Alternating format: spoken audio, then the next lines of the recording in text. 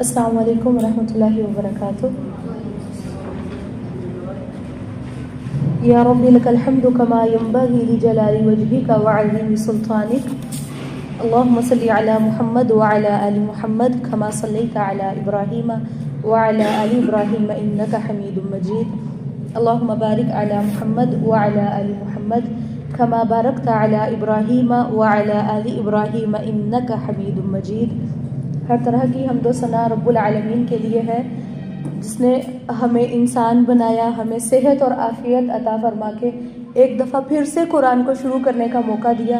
اللہ تعالیٰ سے دعا ہے کہ اللہ رب العالمین ہم سب کو صحیح معنوں میں قرآن کو سیکھنے، سمجھنے، پڑھنے، عمل کرنے کی توفیق عطا فرمائے، اور پھر اس کو ویسے پڑھنے کی توفیق عطا فرمائے جیسے پڑھنے کا حق ہے، یتلونہ کما حق، یعنی جیسے حق ہے ویسے پڑھنے کی توفیق عطا فرمائے، ویسے عمل کرنے کی توفیق عطا فرمائے جیسے عمل کرنے کا حق ہے، اور ویسے ہی آگے سکھانے کی توفیق عطا فرمائے جیسے قرآن کو آگے سکھانے کا حق ہے۔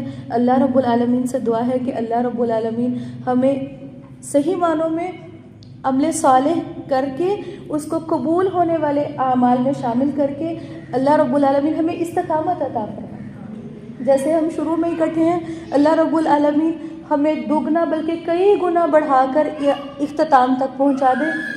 قرآن پاک کا آغاز کرتے ہیں، رب اشرح لی صدری ویسر لی امری واحلل عقدۃ من لسانی یفقہوا قولی رب زدنی علما اللہم فقہنا فی الدین سبحانک لا علم لنا الا ما علمتنا انک انت العلیم الحکیم رب یسر ولا تعسر وتمم بالخیر وبک نستعین۔ اعوذ باللہ السمیع العلیم من الشیطان الرجیم من ہمزہ ونفخہ ونفثہ۔ قرآن جب بھی آغاز کیا جائے یا جب بھی کھول کے پڑھا جائے، یاد رکھیے گا، جب بھی قرآن کو آپ پڑھ رہے تھے، پڑھتے پڑھتے رک گئے، دوبارہ پڑھنے لگے ہیں، یا جب بھی قرآن کی کوئی بھی آیت لکھی ہوئی نظر آئے اور اس کو پڑھنے لگے تو اللہ تعالیٰ نے کیا فرمایا، فَإِذَا قَرَأْتَ الْقُرْآنَ فَاسْتَعِذْ بِاللَّهِ۔ جب آپ قرآن پڑھنے لگیں فَاسْتَعِذْ بِاللَّهِ، اللہ کی پناہ مانگنی۔ کیوں؟ کیونکہ یہ بڑا ہی عمدہ اور بڑا قیمتی رستہ ہے، اور شیطان کسی طریقے نہیں چاہتا کہ ہم قرآن کے ساتھ جڑیں، قرآن کے رستے پر چل کے جنت تک پہنچ جائیں۔ جب قرآن کے بارے میں ہم سوچتے ہیں نا، ہم قرآن پڑھیں، ہم قرآن سمجھیں، یا ہم قرآن کلاس کے ساتھ جڑیں، شیطان ہمارے دل میں کیا ڈالتا ہے، نہیں تمہارے پاس ٹائم نہیں ہے، تم ابھی یہ کر لو، پھر مطلب شیطان انسان کو پورا زور لگاتا ہے، پوری کوشش کرتا ہے کہ انسان قرآن سے دور ہو جائے۔ تو اللہ رب العالمین نے کیا فرمایا کہ جب بھی قرآن پڑھنے کا ارادہ کرنا ہے نا، قرآن پڑھنے لگے ہو، کیا کہنا ہے، فاستعیذ باللہ، اس رب کی پناہ میں آنا ہے۔ کیوں؟ کیونکہ اب تم بہت بڑا کام کرنے لگے ہو، تمہیں بہت زیادہ خطرہ ہے۔ خطرہ کس سے؟ شیطان سے۔ تم اس رستے سے روکنے کی کوشش کرے گا۔ اعوذ باللہ من الشیطان الرجیم، بسم اللہ الرحمن الرحیم، شروع اللہ کے نام سے جو بڑا مہربان نہایت رحم فرمانے والا ہے۔ الحمد للہ رب العالمین الرحمن الرحیم مالک یوم الدین۔ الحمد للہ رب العالمین، ہر طرح کی تعریف اللہ تعالیٰ کے لیے ہے جو رب العالمین ہے۔ قرآن کا آغاز کر رہے ہیں، سب سے پہلے بسم اللہ پڑھی ہم نے۔ بسم اللہ کا مطلب کیا ہے؟ دیکھیں، جو ہم کہتے ہیں نا اللہ کے نام کے ساتھ، نہ تو ہم کام کا نام لیتے ہیں کہ میں اللہ کے نام کے ساتھ یہ کام کرنے لگی ہوں، اور ترجمہ کرتے ہوئے ہم کہتے ہیں میں شروع کرتی ہوں، جبکہ عربی کے اندر انا اشرع کوئی لفظ نہیں ہے، ٹھیک، میں شروع کرتی ہوں کہ عربی موجود نہیں۔ ہم کہتے ہیں بسم اللہ، اللہ کے نام کے ساتھ، اس میں جو ہمارا فعل یعنی جو ہمارے کام کا نام ہے وہ حذف ہے، وہ چھپا ہوا ہے۔ مطلب کیا ہے کہ اللہ جو بھی کام ہم کرنے لگے ہیں اسے تیرے نام سے کرنے لگے، تیرے نام سے آغاز کرنے لگے، اور جب ہم اللہ کا نام لیتے ہیں تو اس اللہ کے نام کے اندر اللہ کے تمام اسماء آ جاتے ہیں۔ وہ غفور بھی ہے، وہ رحیم بھی ہے، وہ الودود بھی ہے، وہ الرحیم بھی ہے، وہ الرحمن بھی ہے، لیکن اس کے باوجود بسم اللہ الرحمن، الرحمن کا نام پھر سے ریپیٹ کرتے ہیں، اور الرحیم، الرحمن بہت رحم کرنے والا ہے، رحیم بڑا ہی مہربان ہے۔ رحم ایک لفظ ہے جو بار بار ریپیٹ ہو رہا ہے۔ دیکھیں، آج اگر ہم پر اللہ کا رحم نہ ہوتا، ہم موجود نہ ہوتے۔ یہ اللہ کا رحم ہے، اللہ کی رحمت ہے کہ ہم اتنے گناہ کرتے ہیں، اتنی نافرمانیاں کرتے ہیں، اس کے باوجود وہ رب نہ تو ہم سے رزق چھینتا ہے، نہ ہم سے سانس چھینتا ہے۔ ہاں، ایک چیز ضرور چھین لیتا ہے، وہ کیا ہے؟ وہ سجدے کی توفیق ہے. ہم جتنے گناہ کرتے ہیں وہ رب اپنے قریب نہیں آنے دیتے، لیکن دنیاوی رزق، دنیاوی صحت، اولاد، ہر چیز اللہ ہر کسی کو دے رہا ہے. اللہ تعالیٰ سے دعا ہے کہ اللہ رب العالمین ہمیں صحیح معنوں میں اللہ کے اسماء و صفات کو بھی سمجھنے کی توفیق عطا فرمائے. الحمدللہ رب العالمین. الحمد تعریف ہے اللہ رب العالمین کے لیے. یہ تعریف ہم پہلے رک کے تعریف کو دیکھیں گے، پھر آگے چلتے ہیں انشاءاللہ. تعریف دیکھیں، سم ٹائمز ہم ایک جھوٹی تعریف کرتے ہیں. ہمیں کوئی انسان اچھا نہیں لگ رہا ہوتا، اس کے باوجود ہم کہتے ہیں بہت اچھے لگ رہے ہیں. کوئی کھانا اچھا نہیں بنا ہوتا، اس کے باوجود ہم اس کو اچھا کہہ رہے ہیں. وہ مطلب ایک زبانی تعریف ہے، وہ دلی تعریف نہیں ہوتی. اور سم ٹائمز ہم کچھ چیزوں کی دلی طور پہ ان چیزوں کو اچھا سمجھنا، اس کی تعریف کرنا چاہ رہے ہوتے ہیں، لیکن ہمارے پاس الفاظ نہیں ہوتے. دیکھیں وہ رب جس نے ہمیں ہر چیز عطا کی، اب ہمارا حق کیا بنتا ہے کہ ہم ان نعمتوں کا دلی طور پہ شکر ادا کریں. اور یہ لفظ کہنا الحمدللہ اللہ تعالیٰ کو اس قدر پسند ہے. اللہ کے نبی صلی اللہ علیہ وسلم نے فرمایا کہ اللہ رب العالمین جب کوئی بندہ الحمدللہ کہتا ہے تو اللہ رب العالمین اس کے نیکیوں کے پلڑے کو نیکیوں سے بھر دیتے ہیں، میزان عمل کو بھر دیتے ہیں نیکیوں سے. الحمدللہ شکر ادا کرنا. دیکھیں شکر گزار تو جانور بھی اپنے رب کے اور اپنے محسن کے ہوتے ہیں. شکر گزار ہونا الحمدللہ، ہم زبان سے کہہ رہے ہیں الحمدللہ اللہ تیرا شکر ہے، لیکن نہ ہم عملی طور پہ شکر گزار ہوتے ہیں، نہ ہم دلی طور پہ شکر گزار ہوتے ہیں. ہم صرف ایک قولی شکر کرتے ہیں. وہ آپ نے واقعہ بارہا سنا ہوگا، وہ سٹوری بارہا سننے کو ملتی ہے، چھوٹے بچوں کو بھی پتہ ہوتی ہے کہ وہ جو ایک آدمی تھا جس نے جنگل میں شیر کے پاؤں سے کانٹا نکالا تھا. یاد ہے کسی معاملے میں وہ آدمی جو ہے وہ جیل میں چلا گیا، اور پھر کیا ہوا، اس کو شیر کے آگے، پہلے سزائیں واقعی ایسی دی جاتی تھی، اس آدمی کو شیر کے آگے پھینکا جانا تھا کہ اب شیر اس کو کھا جائے. جب اس آدمی کو لے جا کے شیر کے آگے پھینکا گیا، وہ غلام تھا، تو شیر کون سا تھا؟ وہی جس کے پاؤں سے اس نے کانٹا نکالا تھا. اور اس نے اس کو کھایا تھا؟ دور ہو کے بیٹھ گیا تھا. یہ اصل میں کیا تھا؟ یہ تھی شکر گزاری.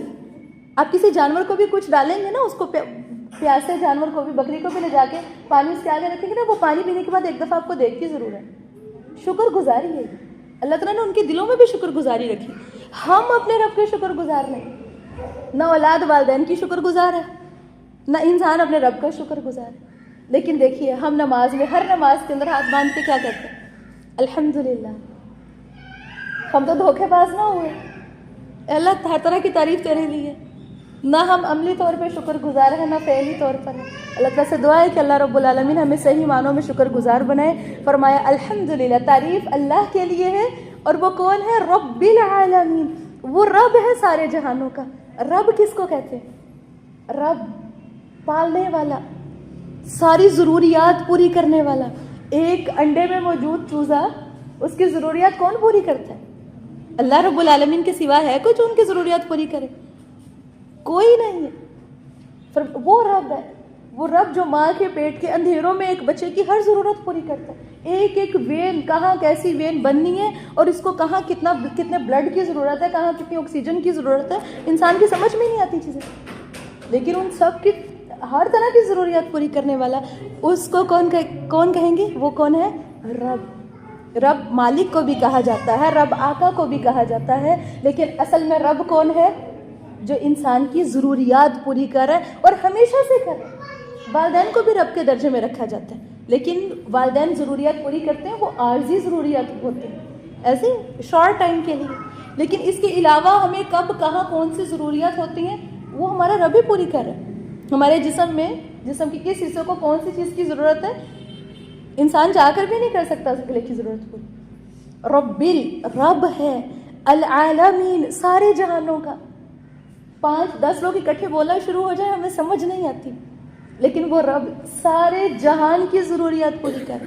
حدیث سے کیا پتہ چلتا ہے کہ اگر سارے کے سارے لوگ ایک میدان میں کھڑے ہو کر اللہ رب العالمین سے کچھ مانگنا چاہیں اور اللہ رب العالمین ان سب کو وہ چیز دے دیں جس کا وہ مطالبہ کر رہے ہیں، تو اللہ رب العالمین کے خزانوں میں اتنی بھی کمی نہیں آتی جتنی سمندر میں سوئی ڈال کے نکالنے سے. اور وہ رب، اس سے پتہ کیا چلتا ہے کہ وہ رب ہر وقت ہر کسی کی سن رہا ہے. اس کے باوجود دیکھیں ہم نماز بھی پڑھتے ہیں، الحمدللہ رب العالمین بھی کہتے ہیں، ہر طرح کی بات کرتے ہیں نماز میں، لیکن اس کے باوجود ہم بعد میں کیا کہتے ہیں؟ نہیں ہماری تو اللہ سنتا ہی نہیں. وہ رب تو سارے جہان کو پالنے والا ہے. وہ رب کیا آپ کی اور میری ضروریات پوری نہیں کرے گا؟ کیا وہ ہماری خواہشات پوری نہیں کرے گا؟ الحمدللہ رب العالمین الرحمن الرحیم، یہ اللہ کی اگلی صفت. پہلی صفت کیا تھی؟ رب ہونا. پہلی صفت رب ہونا. دوسری اور تیسری صفت الرحمن اور الرحیم. جب سارے جہانوں کی ربوبیت یعنی رب ہونے کا ذکر ہوا تو پھر اس کے ساتھ ہی رحمت کا ذکر ہوا. دیکھیں وہ مالک جس کے اندر رحمت نہ ہو، جس کا دل نرم نہ ہو، وہ سمجھ لیں اس کی بادشاہت میں کوئی رہے گا؟ کوئی رہ سکتا ہے؟ ایک بادشاہ ہے بڑا ظالم ہو اور اس کے انڈر کنٹرول لوگ اور رہیں گے، موقع پا کے سب نکل جائیں. لیکن وہ رب جو سارے جہان کا رب ہے، اس کے ساتھ اگلی اللہ تعالیٰ نے کون سی صفت بیان کی؟ وہ رحمان بھی ہے، رحیم بھی ہے. ہر وقت رحمان ہے، ہر وقت رحیم ہے وہ رب. رحیم کا معنی ہوتا ہے باریک باریک نعمتوں سے نوازنے والا، اور رحمان کا ایک معنی کیا گیا اکثر مفسرین نے کیا ہے، رحمان کا معنی بڑی بڑی نعمتیں عطا کرنا. بڑی بڑی نعمتیں، گھر مل گیا، عزت مل گئی، شہرت مل گئی. لیکن باریک باریک نعمتیں دیکھی آپ نے؟ آپ کو سمجھ ہی نہیں آتی یہ بھی نعمت ہے. یکدم سے دیکھیں بڑی نعمت کیا تھی کہ آپ کو بہت کچھ مل گیا. لیکن سم ٹائمز میں اکثر کہتی ہوں کوئی چیز آ رہی تھی اور ایک دم سے آپ کی آنکھ میں لگنے لگی لیکن لوگ بچ گئے. یہ کیا ہے؟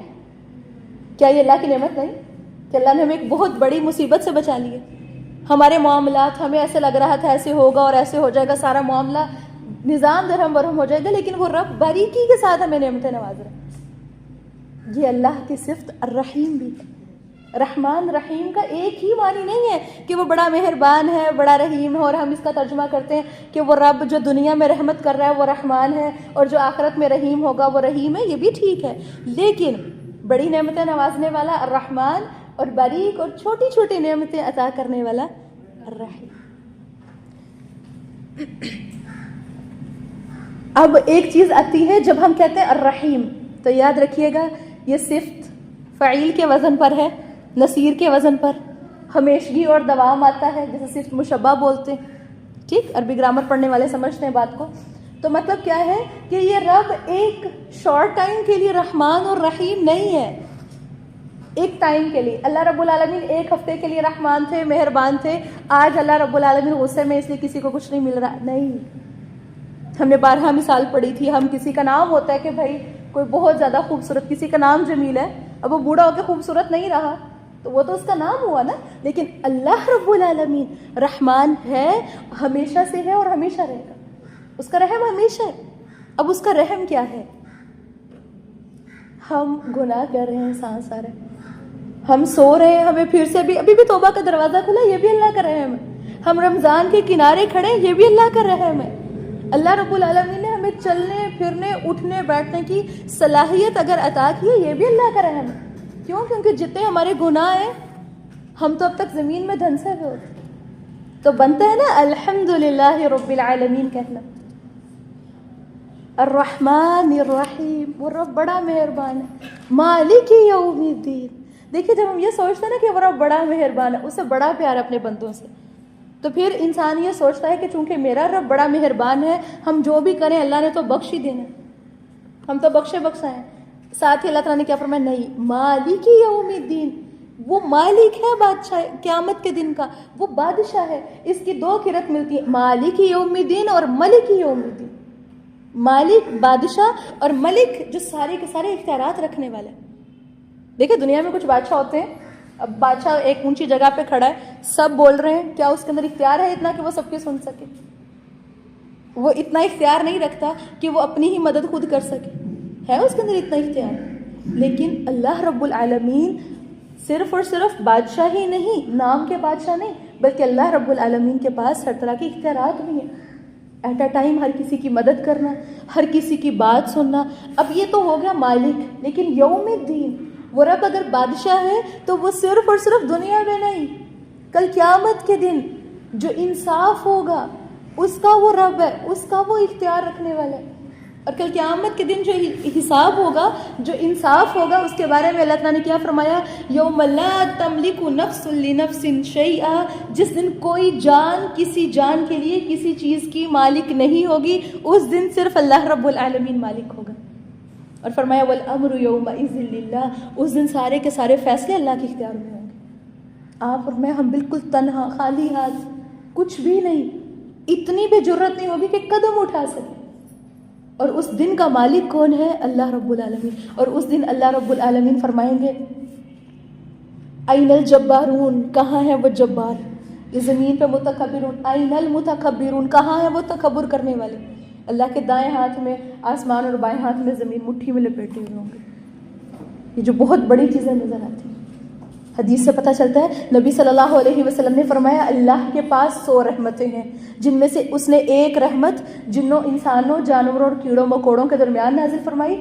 اسی کے ساتھ وہ ایک دوسرے پر شفقت کرتے ہیں، اسی کے ساتھ وہ ایک دوسرے پر رحم کرتے ہیں، اسی کے ساتھ وحشی جانور اپنے بچوں پر شفقت کرتے ہیں. اور اللہ تعالیٰ نے 99 رحمتیں مؤخر کر دی ہیں جن کے ساتھ قیامت کے دن وہ اپنے بندوں پر رحم فرمائے گا. امیجن کیجئے آپ کی اور میری ایک ایک سوچ پر ہماری پکڑ ہونے لگے، ایک ایک روپے جو ہم نے خرچ کیا اس پر ہماری، آپ کی اور میری پکڑ ہونے لگے. دن میں اتنے ہزار سے کہاں کیوں خرچ کیے؟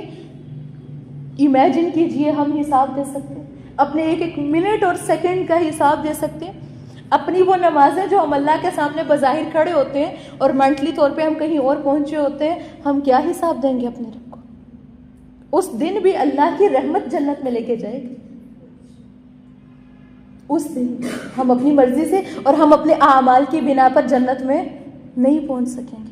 اللہ کے نبی صلی اللہ علیہ وسلم نے بھی فرمایا تھا کہ اللہ کی رحمت ہمیں جنت میں لے کے جائے گی. تو صحابہ نے کیا پوچھا تھا؟ اللہ کے نبی آپ کو بھی اللہ کی رحمت جنت میں لے کے جائے گی؟ یعنی آپ تو معصوم عن الخطا ہیں، آپ تو اللہ کے چنے ہوئے بندے ہیں.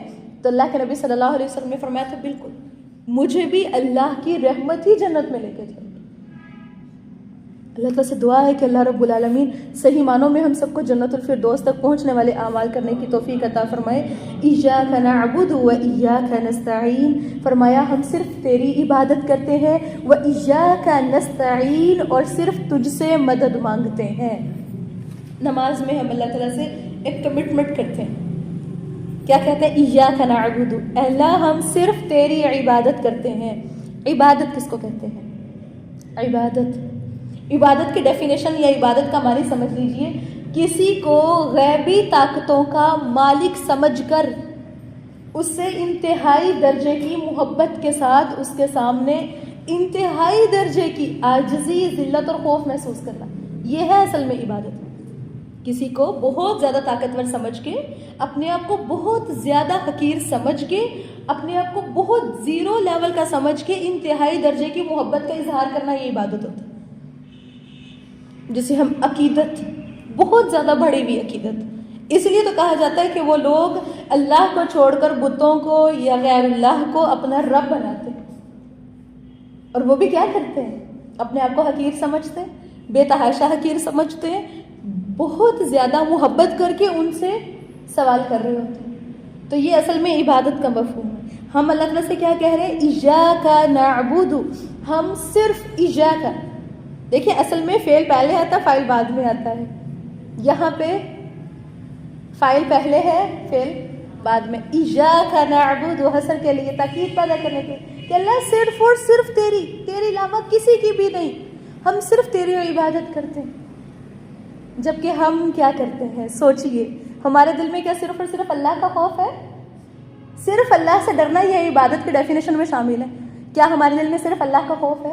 نہیں، ایسا نہیں ہے. ہمارے دلوں میں انسانوں کا خوف، ہمارے دل میں عزت کے چلے جانے کا خوف، ہمارے دل میں لوگوں کا خوف، ہمارے دل میں اندھیروں کا ڈر بیٹھا ہوا ہے، لوگوں کا ڈر. کچھ لوگوں کے دلوں میں جادو کا بڑا ڈر بیٹھا ہوا ہوتا ہے، جبکہ ڈر تو صرف اللہ کی ذات سے. پھر اسی طرح ذلت اور رسوائی، اپنے آپ کو ذلیل و رسوا سمجھنا اپنے رب کے سامنے. کیا کبھی ہم نے نماز میں کھڑے ہو کے سوچا کہ اللہ ہم زیرو ہیں، ہم ذلیل اور رسوا ہیں، اللہ ہم کچھ بھی نہیں ہیں. ایاک نعبد، تیرے سامنے کھڑے ہیں، تجھ سے ڈر ہے. و ایاک نستعین، اللہ تجھ سے مدد مانگ رہے. نستعین، استعانت ایسی مدد کو کہتے ہیں جس میں ہم خود کچھ کر رہے ہوں. سمجھ رہے ہیں؟ وہ جیسے مثال دی جاتی ہے کہ آپ کہیں پہ بھی جا رہے تھے، یا کہ کوئی بھی چیز ٹوٹ گئی ہے، آپ نے اس کو خود جوڑنے کی کوشش کی، آدھی چیز خود جوڑ لی لیکن اب باقی کی نہیں جوڑ لی. اب اس کے لیے آپ کو لوگوں سے ہیلپ چاہیے. وہ جو آپ وہ ہیلپ مانگ رہے ہیں وہ استعانت ہوتی ہے. اور وہ جو آپ خود بیٹھے ہوں اور بس اب کوئی اور آئے اور آ کے میرا پیپر حل کر کے چلا جائے یا کوئی اور آ کے میرا کام کرے، وہ استعانت نہیں ہوتی. ہم اللہ تعالیٰ سے کیا کریں؟ ایاک نعبد، اللہ ہم صرف تیری عبادت کرتے ہیں، وہ ایاک نستعین، صرف تجھ سے مدد مانگتے ہیں. مطلب کیا ہے؟ اللہ ہم اپنی طرف سے 100% کر رہے ہیں لیکن ہمیں ابھی بھی تیری مدد چاہیے. خواہ ایک اسٹوڈنٹ ہے، خواہ کوئی انسان اپنی گھریلو لائف میں ہے، خواہ وہ کسی ادارے میں، کہیں پہ بھی، جب ہم کہیں پہ بھی ہوتے ہیں اور دیکھیں ہمیں دنیا کے ہر کام میں اللہ کی مدد چاہیے، ہر معاملے میں اللہ کی مدد چاہیے. تو ہمیں اللہ تعالیٰ نے دعا سکھائی، آگے ہم کیا کہتے ہیں؟ اہدنا الصراط المستقیم. ہم تجھ سے مدد مانگ رہے ہیں، لہٰذا ہمیں اہدنا دکھا دے، ہمیں رہنمائی کر دے ہماری کس چیز کی طرف؟ الصراط، رستے کی طرف. بات اتنی کافی تھی، اہدنا الصراط، ہماری رستے کی طرف رہنمائی کر دے. اب آگے کیا لفظ ہے؟ المستقیم، ایسے رستے کی طرف رہنمائی کر جو بالکل سیدھا ہو، جو ہمیں جنت تک لے جائے. اور صرف اتنا ہی نہیں، المستقیم سے مراد ہم اللہ تعالیٰ سے استقامت بھی مانگتے ہیں. اللہ ایسا نہ ہو کہ میں ایک دن تو تیری طرف آ جاؤں، تجھ سے جڑ جاؤں، میں نمازی بھی بن جاؤں، میں مخلص بھی بن جاؤں، میں تیری پسندیدہ بندے بھی بن جاؤں، لیکن یہ میرا عارضی شوق ہوتا ہے نا. آپ سمجھتے ہیں، اب رمضان شروع ہوگا، آپ خود دیکھیے گا ڈفرینس. اور سب جانتے ہیں پہلے روزے، تیسرے روزے، پانچویں روزے رش، سب کا دل اس طرف ہے. لیکن 15 روزے گزر جائیں گے، بلکہ 10 گزر جائیں، 12-13 گزر جائیں گے، صفوں کی تعداد، نمازیوں کی تعداد کم. بازاروں میں شروع میں رش کم ہوتا ہے، پھر بازاروں میں رش شروع. اصل میں یہ کیا ہے؟ یہ استقامت نہ ہونے کی علامت ہے. یہ عارضی شوق تھا جو ہمیں اللہ کے گھر تک لے کر آئے، اور وہ شوق ختم ہو گیا. جبکہ ہم اللہ تعالیٰ سے دعا کیا مانگتے ہیں؟ جو اللہ نے ہمیں دعا سکھائی، اہدنا الصراط المستقیم، اللہ ہمیں اس رستے پر چلا دے جو بالکل سیدھا رستہ ہے، جو جنت میں لے جائے گا، اور اس پر ہمیں استقامت دے دے. یاد رکھیے گا، بہت سے لوگ کہتے ہیں ہمیں کوئی وظیفہ بتائیں تاکہ ہمارے سارے کام ٹھیک ہو جائیں، ہمیں سمجھ نہیں آتی ہم کیا کریں. بہترین وظیفہ ہے جب ہم نماز پڑھتے ہیں اس ٹائم پہ ہاتھ تو باندھ کے ہم اپنے رب کے سامنے تو اکیلے کھڑے ہیں نا، اکیلے کھڑے ہوتے ہیں اپنے رب کے سامنے، جائے نماز پہ کھڑے ہوتے ہیں. اس ٹائم پہ اللہ تعالیٰ سے جب ہم کہتے ہیں نا اہدنا الصراط المستقیم، اللہ ہماری رہنمائی کر دیجئے، تو کیا خیال ہے؟ ہم صرف یہ کہہ رہے ہیں کہ اللہ مجھے قرآن سے جوڑ دے اور بس میں قرآن اور پڑھنے والی نمازی بن جاؤں؟ نہیں، اس کا مطلب یہ ہے کہ ہم اللہ تعالیٰ سے اپنی دنیا کے بھی اور اخروی ہر معاملے میں اللہ سے رہنمائی مانگ رہے ہیں. اللہ میری آپ رہنمائی کیجئے، اللہ مجھے نہیں پتا کون سا کام میرے لیے بہتر ہے، مجھے نہیں معلوم کون سا رستہ مجھے جنت تک لے کے جائے گا، کن لوگوں کے ساتھ جڑنا میرے لیے بہتر ہے، کن لوگوں سے دور ہونا میرے لیے بہتر ہے. اہدنا الصراط، اللہ ہماری رہنمائی کر دیجئے. اللہ مجھے نہیں پتا کون سے کام کی طرف آنا میرے لیے بہتر ہے، کون سی جاب کرنا بہتر ہے، کہاں رشتہ کرنا بہتر ہے. بے تحاشا معاملات ہوتا ہے زندگی. ہم اللہ تعالیٰ سے دعا مانگ رہے ہوتے ہیں اہدنا الصراط المستقیم. اللہ جو سارا سب سے پرفیکٹ ہے نا، جس میں کسی قسم کا بھی کوئی شک نہیں، کسی قسم کی کوئی شر نہیں ہے، کوئی پریشانی کا سبب نہیں بنے گا. اہدنا الصراط المستقیم، اللہ اس رستے کی طرف تو خود ہی لگا دے ہمیں. اللہ ہم تو تیری عبادت کر رہے ہیں، تجھ سے مدد مانگ رہے ہیں، زندگی کے سارے معاملات ہمارے سلجھیں گے کہ نہیں سلجھیں گے؟ ہم نماز پڑھنے کے بعد بھی سوچتے ہیں کہ نہیں ہمیں اس کے علاوہ بھی کچھ اور بھی چاہیے.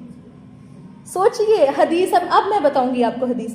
ایک حدیث سے پتہ چلتا ہے نبی صلی اللہ علیہ وسلم فرماتے ہیں کہ یہ جو سورۃ فاتحہ ہے، حدیث قدسی اللہ تعالیٰ فرماتے ہیں، یہ جو سورہ الفاتحہ ہے، اللہ تعالیٰ فرماتے ہیں، اللہ کے نبی صلی اللہ علیہ وسلم فرماتے ہیں جب کوئی بندہ الحمدللہ رب العالمین کہتا ہے تو اللہ تعالیٰ فرماتے ہیں میرے بندے نے میری تعریف بیان کی. جب بندہ کہتا ہے الرحمن الرحیم تو اللہ تعالیٰ کیا فرماتے ہیں؟ میرے بندے نے میری ثنا بیان کی. بندہ کہتا ہے مالک یوم الدین تو اللہ تعالیٰ کیا فرماتے ہیں؟ میرے بندے نے میری کبریائی بیان کی ہے. پھر اس کے بعد بندہ کیا پڑھتا ہے؟ پڑھیے ذرا، پڑھیں اونچی آواز میں، ایاک نعبد و ایاک نستعین. تو اللہ تعالیٰ فرماتے ہیں یہ کمٹمنٹ ہے میرے اور میرے بندے کے درمیان، یہ میرے اور میرے بندے کا ایک رشتہ، ایک ریلیشن ہے. اب میرا بندہ جو مانگے گا میں اس کو دوں گا. ہمارا رب ہم سے نماز میں بات کر رہا ہے اور کیا کہہ رہا ہے؟ جو مانگے گا دوں گا.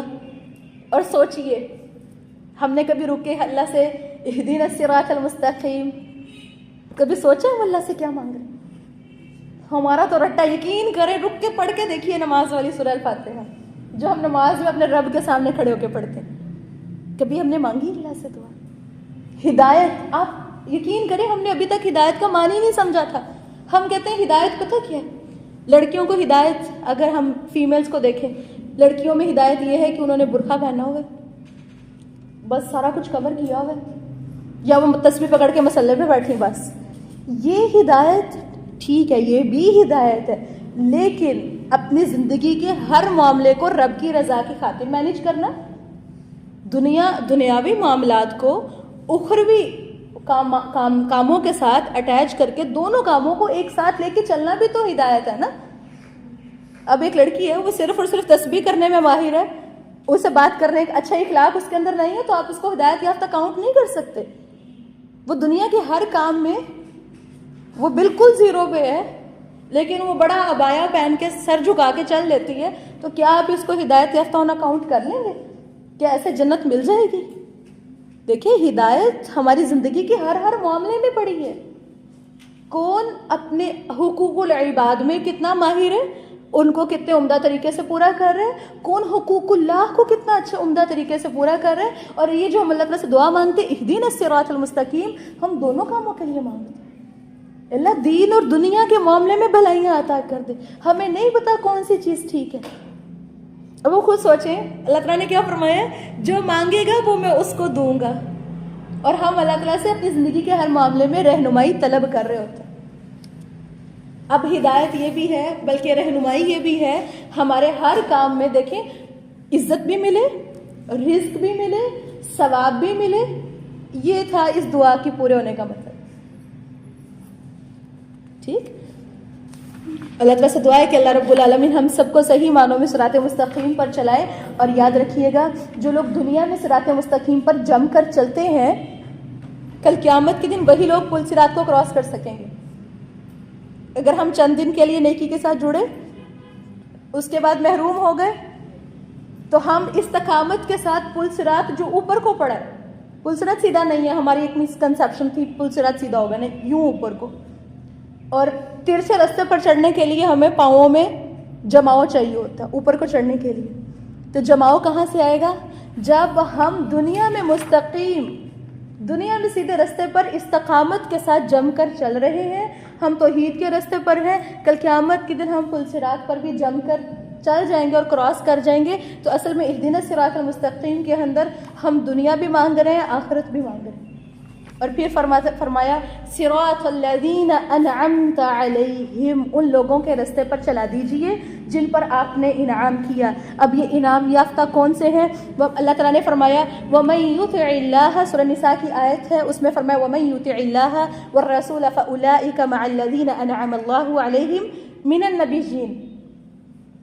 جو لوگ ایمان لا کر عمل صالح کرتے ہیں، اللہ اور اس کے رسول کی اطاعت کرتے ہیں، کل قیامت کے دن وہ کن لوگوں کے ساتھ ہوں گے؟ نمبر 1 من النبیین، نبیوں کے ساتھ. نمبر 2 والصدیقین، صدیقین کے ساتھ. نمبر 4 والشہداء، شہداء کے ساتھ. والصالحین، صالحین کے ساتھ ہوں گے.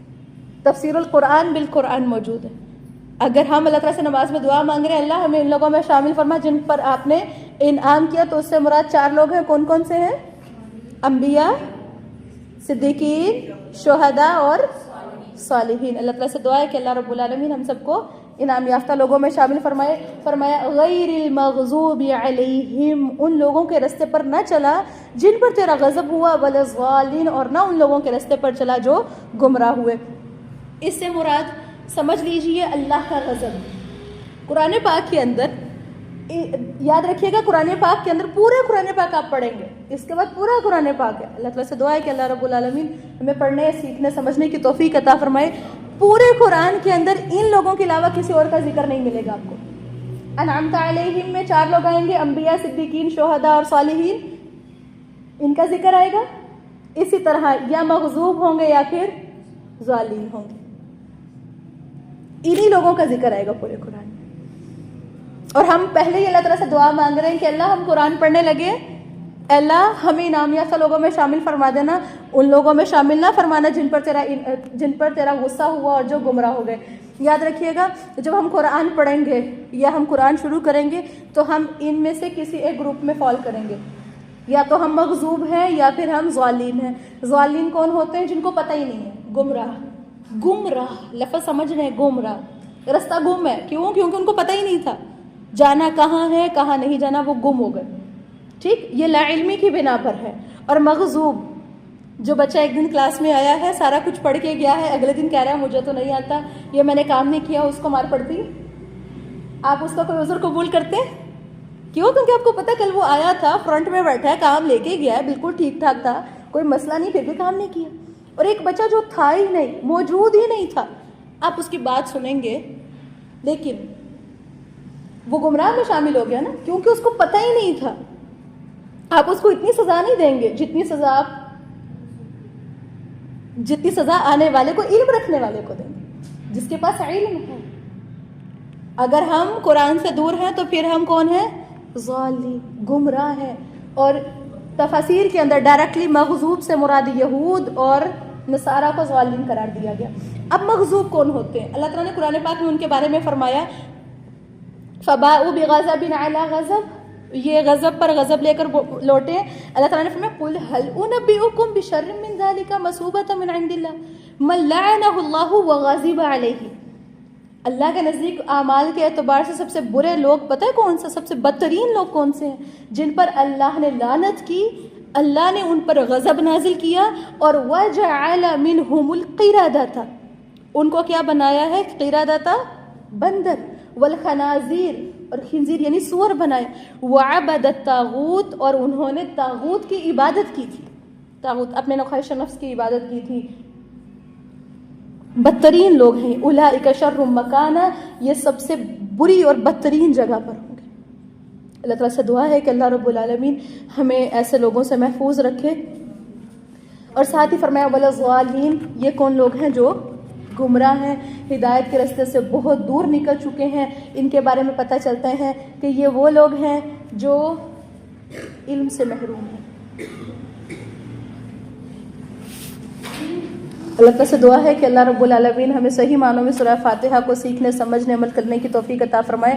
سورہ الفاتحہ کی کچھ فضیلت تھی جو میں نے شروع میں نہیں بیان کی تھی، اسی لیے نہیں بیان کی تھی تاکہ آپ سورہ فاتحہ کو پہلے سمجھیں، تاکہ آپ کو آئیڈیا ہو. سورہ الفاتحہ چونکہ بہت خوبصورت صورت ہے، قرآن کے سٹارٹ میں ہے. الفاتحہ دا اوپننگ سورہ، یعنی کسی چیز کا آغاز کرنے والی، یعنی جو مین انٹرنس، جو گیٹ ہوتا ہے جس سے آپ کی ایک بہت بڑی عمدہ چیز کا آغاز ہو رہا ہوتا ہے، آپ کسی جگہ داخل ہونے جا رہے ہوتے ہیں. اس طرح سورہ الفاتحہ کے 30 سے زیادہ نام گنوائے گئے، الشفاء، الرقیہ، الدعاء وغیرہ وغیرہ، بہت سے نام ہیں. اسی طرح اگر اس سورہ کو چونکہ الشفاء کہا گیا، اگر آپ اس سورہ کو 7 دفعہ یا کتنی بھی دفعہ پڑھ کے اگر آپ دم کرتے ہیں تو وہ بندہ ٹھیک ہو جاتا ہے. شرط یہ ہے کہ آپ کو 100% یقین ہونا چاہیے. اصل کہانی ہمارے دماغ کی ہوتی ہے، میں نے پہلے بھی بتایا تھا.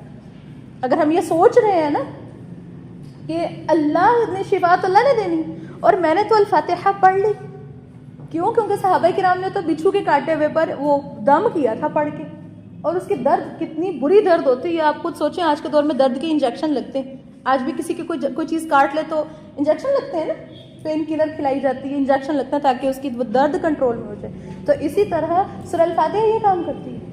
بہت سے لوگ آج آپ کو بتائیں گے، ایون بہت سے معاملات میں نے بھی یہ چیز دیکھی ہے، ایون میں نے بھی ایسے کیا کہ اگر بہت زیادہ درد ہو رہی کہیں پہ بھی، تو ہم جو جا کے بھاگ کے ڈھونڈیں کہیں پہ کوئی ہمیں پین کلر ملے، جب ہمارے پاس قرآن موجود ہے، شفا ہے. 7 دفعہ سورہ ہاتھ رکھ کے، ایک تو درد کی دعا ہے، 3 دفعہ بسم اللہ پڑھنی چاہیے، 7 دفعہ دعا پڑھنی چاہیے. اس کے علاوہ سورہ الفاتحہ کو پڑھ لیا جائے. الفاتحہ بہت عظیم قیمتی چیز ہے.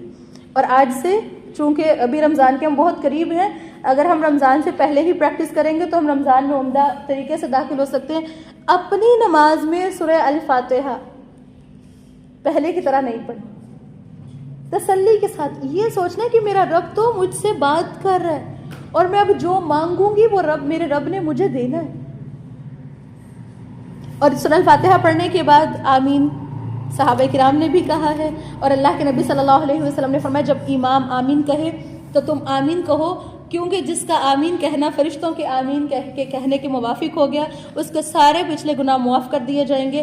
یہ بخاری کی حدیث تھی 780 اور مسلم کی روایت تھی 410. صحیح مطلب جسے کہتے ہیں ہم کہ متفق علیہ کی روایت ہے. ٹھیک، بالکل ٹھیک حدیث تھی. سورہ بقرہ کا آغاز کرتے ہیں. سورہ البقرہ قرآن مجید کی 7 سب سے طویل صورتوں میں سے ہے. ٹھیک، نبی صلی اللہ علیہ وسلم نے فرمایا من اخذ السبع الاول فهو حبر. حبر حبر سمجھتے ہیں؟ کس کو یاد ہے حبر کس کو کہتے ہیں؟ حبر احبار. حبر لفظ یاد کیجئے. احبار وہ علماء جن کی انگلیاں ہر وقت انک میں ڈپ رہتی تھیں. انک کو اصل میں حبر کہا گیا تھا. ہر وقت لکھ لکھ کے ان کی انگلیاں ہر وقت وہ انک لگی رہتی تھی تو ان کو احبار کہا جانے لگا, حبر کہا جانے لگا. مطلب بہت بڑا علم. تو اللہ کے نبی صلی اللہ علیہ وسلم نے فرمایا من اخذ السبع الاول فهو حبر, جس نے پہلی 7 صورتیں حاصل کر لی. پہلی 7 صورتیں, طویل صورتیں, اچھے والی حاصل کر لی. فهو حبر, وہ کون بن گیا؟ صحیح معنوں میں عالم بن گیا. اب حاصل کرنے کا کیا مطلب ہے؟ بس زبانی یاد کر لی یا بس ترجمہ آنے لگ پڑا؟ نہیں, کیا مطلب ہے؟ سمجھ لی, ان پر عمل کرنا شروع کر دیا, وہ عالم بن گیا. رک کے سوچے ذرا, یہی وہ صورتیں ہیں جن کے اندر شرعی مسائل بھی موجود ہیں, جن کے اندر توحید بھی موجود ہے. سب سے اینڈ پہ نازل ہونے والی یہ ساری مدنی صورتیں بنتی ہیں ویسے, جہاں پہ ہمیں شریعت دی گئی تھی, ہمیں پراپر دینی نظام جسے کہتے ہیں پوری بلڈنگ کیسے بنے گی, دین اسلام کیسے نافذ ہوگا, یہ سب کچھ سکھا دیا گیا. اللہ تعالیٰ سے دعا ہے اللہ رب العالمین ہمیں بھی صحیح معنوں میں عالم بنا دے. اللہ کے نبی صلی اللہ علیہ وسلم نے سورہ الفاتحہ, سورہ البقرہ کو سنام القرآن کہا ہے. کیا کہا ہے؟ سنام القرآن. اور سنام القرآن کا کیا مطلب ہے؟ قرآن کی کوہان. آپ کو پتہ ہے ہر چیز کا ایک پیک پوائنٹ ہوتا ہے, سب سے ایک ہائیسٹ چیز ہوتی. تو اسی طرح قرآن کی جو سب سے قیمتی چیز ہے وہ کیا ہے؟ سورہ البقرہ ہے. اسی طرح ایک اور حدیث سے پتہ چلتا ہے, نبی صلی اللہ علیہ وسلم نے فرمایا اپنے گھروں کو مقبرہ نہ بناؤ, یقیناً شیطان اس گھر میں داخل نہیں ہوتا جس میں سورہ البقرہ کی تلاوت کی جائے. یعنی اگر کسی کو یہ مسئلہ ہے, لگتا ہے کہ ہمارے گھر میں برکت نہیں رہی یا ہمارے گھر میں کچھ ایسی چیزیں ہو رہی ہیں جو نہیں ہونی چاہیے, تو اس ٹائم پہ کیا کیا جائے؟ بجائے اس کے کہ آپ ادھر ادھر سے کوئی ایسا آدمی ڈھونڈیں جو صرف کمائی کرتا ہے, کیونکہ اس طرح کے معاملات میں لوگوں نے کمائی کا ذریعہ بنایا ہوا ہوتا ہے. دیکھیں جب قرآن ہمارے پاس موجود ہے, اللہ کے نبی کی حدیث موجود ہے, جس گھر میں سورہ بقرہ کی تلاوت کی جاتی ہے اس گھر میں شیاطین داخل نہیں ہوتے. مطلب اگر پہلے سے بھی موجود ہو تو وہ چلے جاتے ہیں. ٹھیک. اسی طرح ایک دوسری حدیث سے پتہ چلتا ہے, نبی صلی اللہ علیہ وسلم نے فرمایا 2 بہت قیمتی صورتیں, نہایت روشن صورتیں, سورہ بقرہ اور آل عمران پڑھا کرو, کیونکہ قیامت کے دن یہ ایسے آئیں گی جیسے 2 بادل یا 2 سائبان یا پھر 2 پرندوں کے جھنڈ ہو, اپنے ساتھیوں کی طرف سے جھگڑا کریں گی.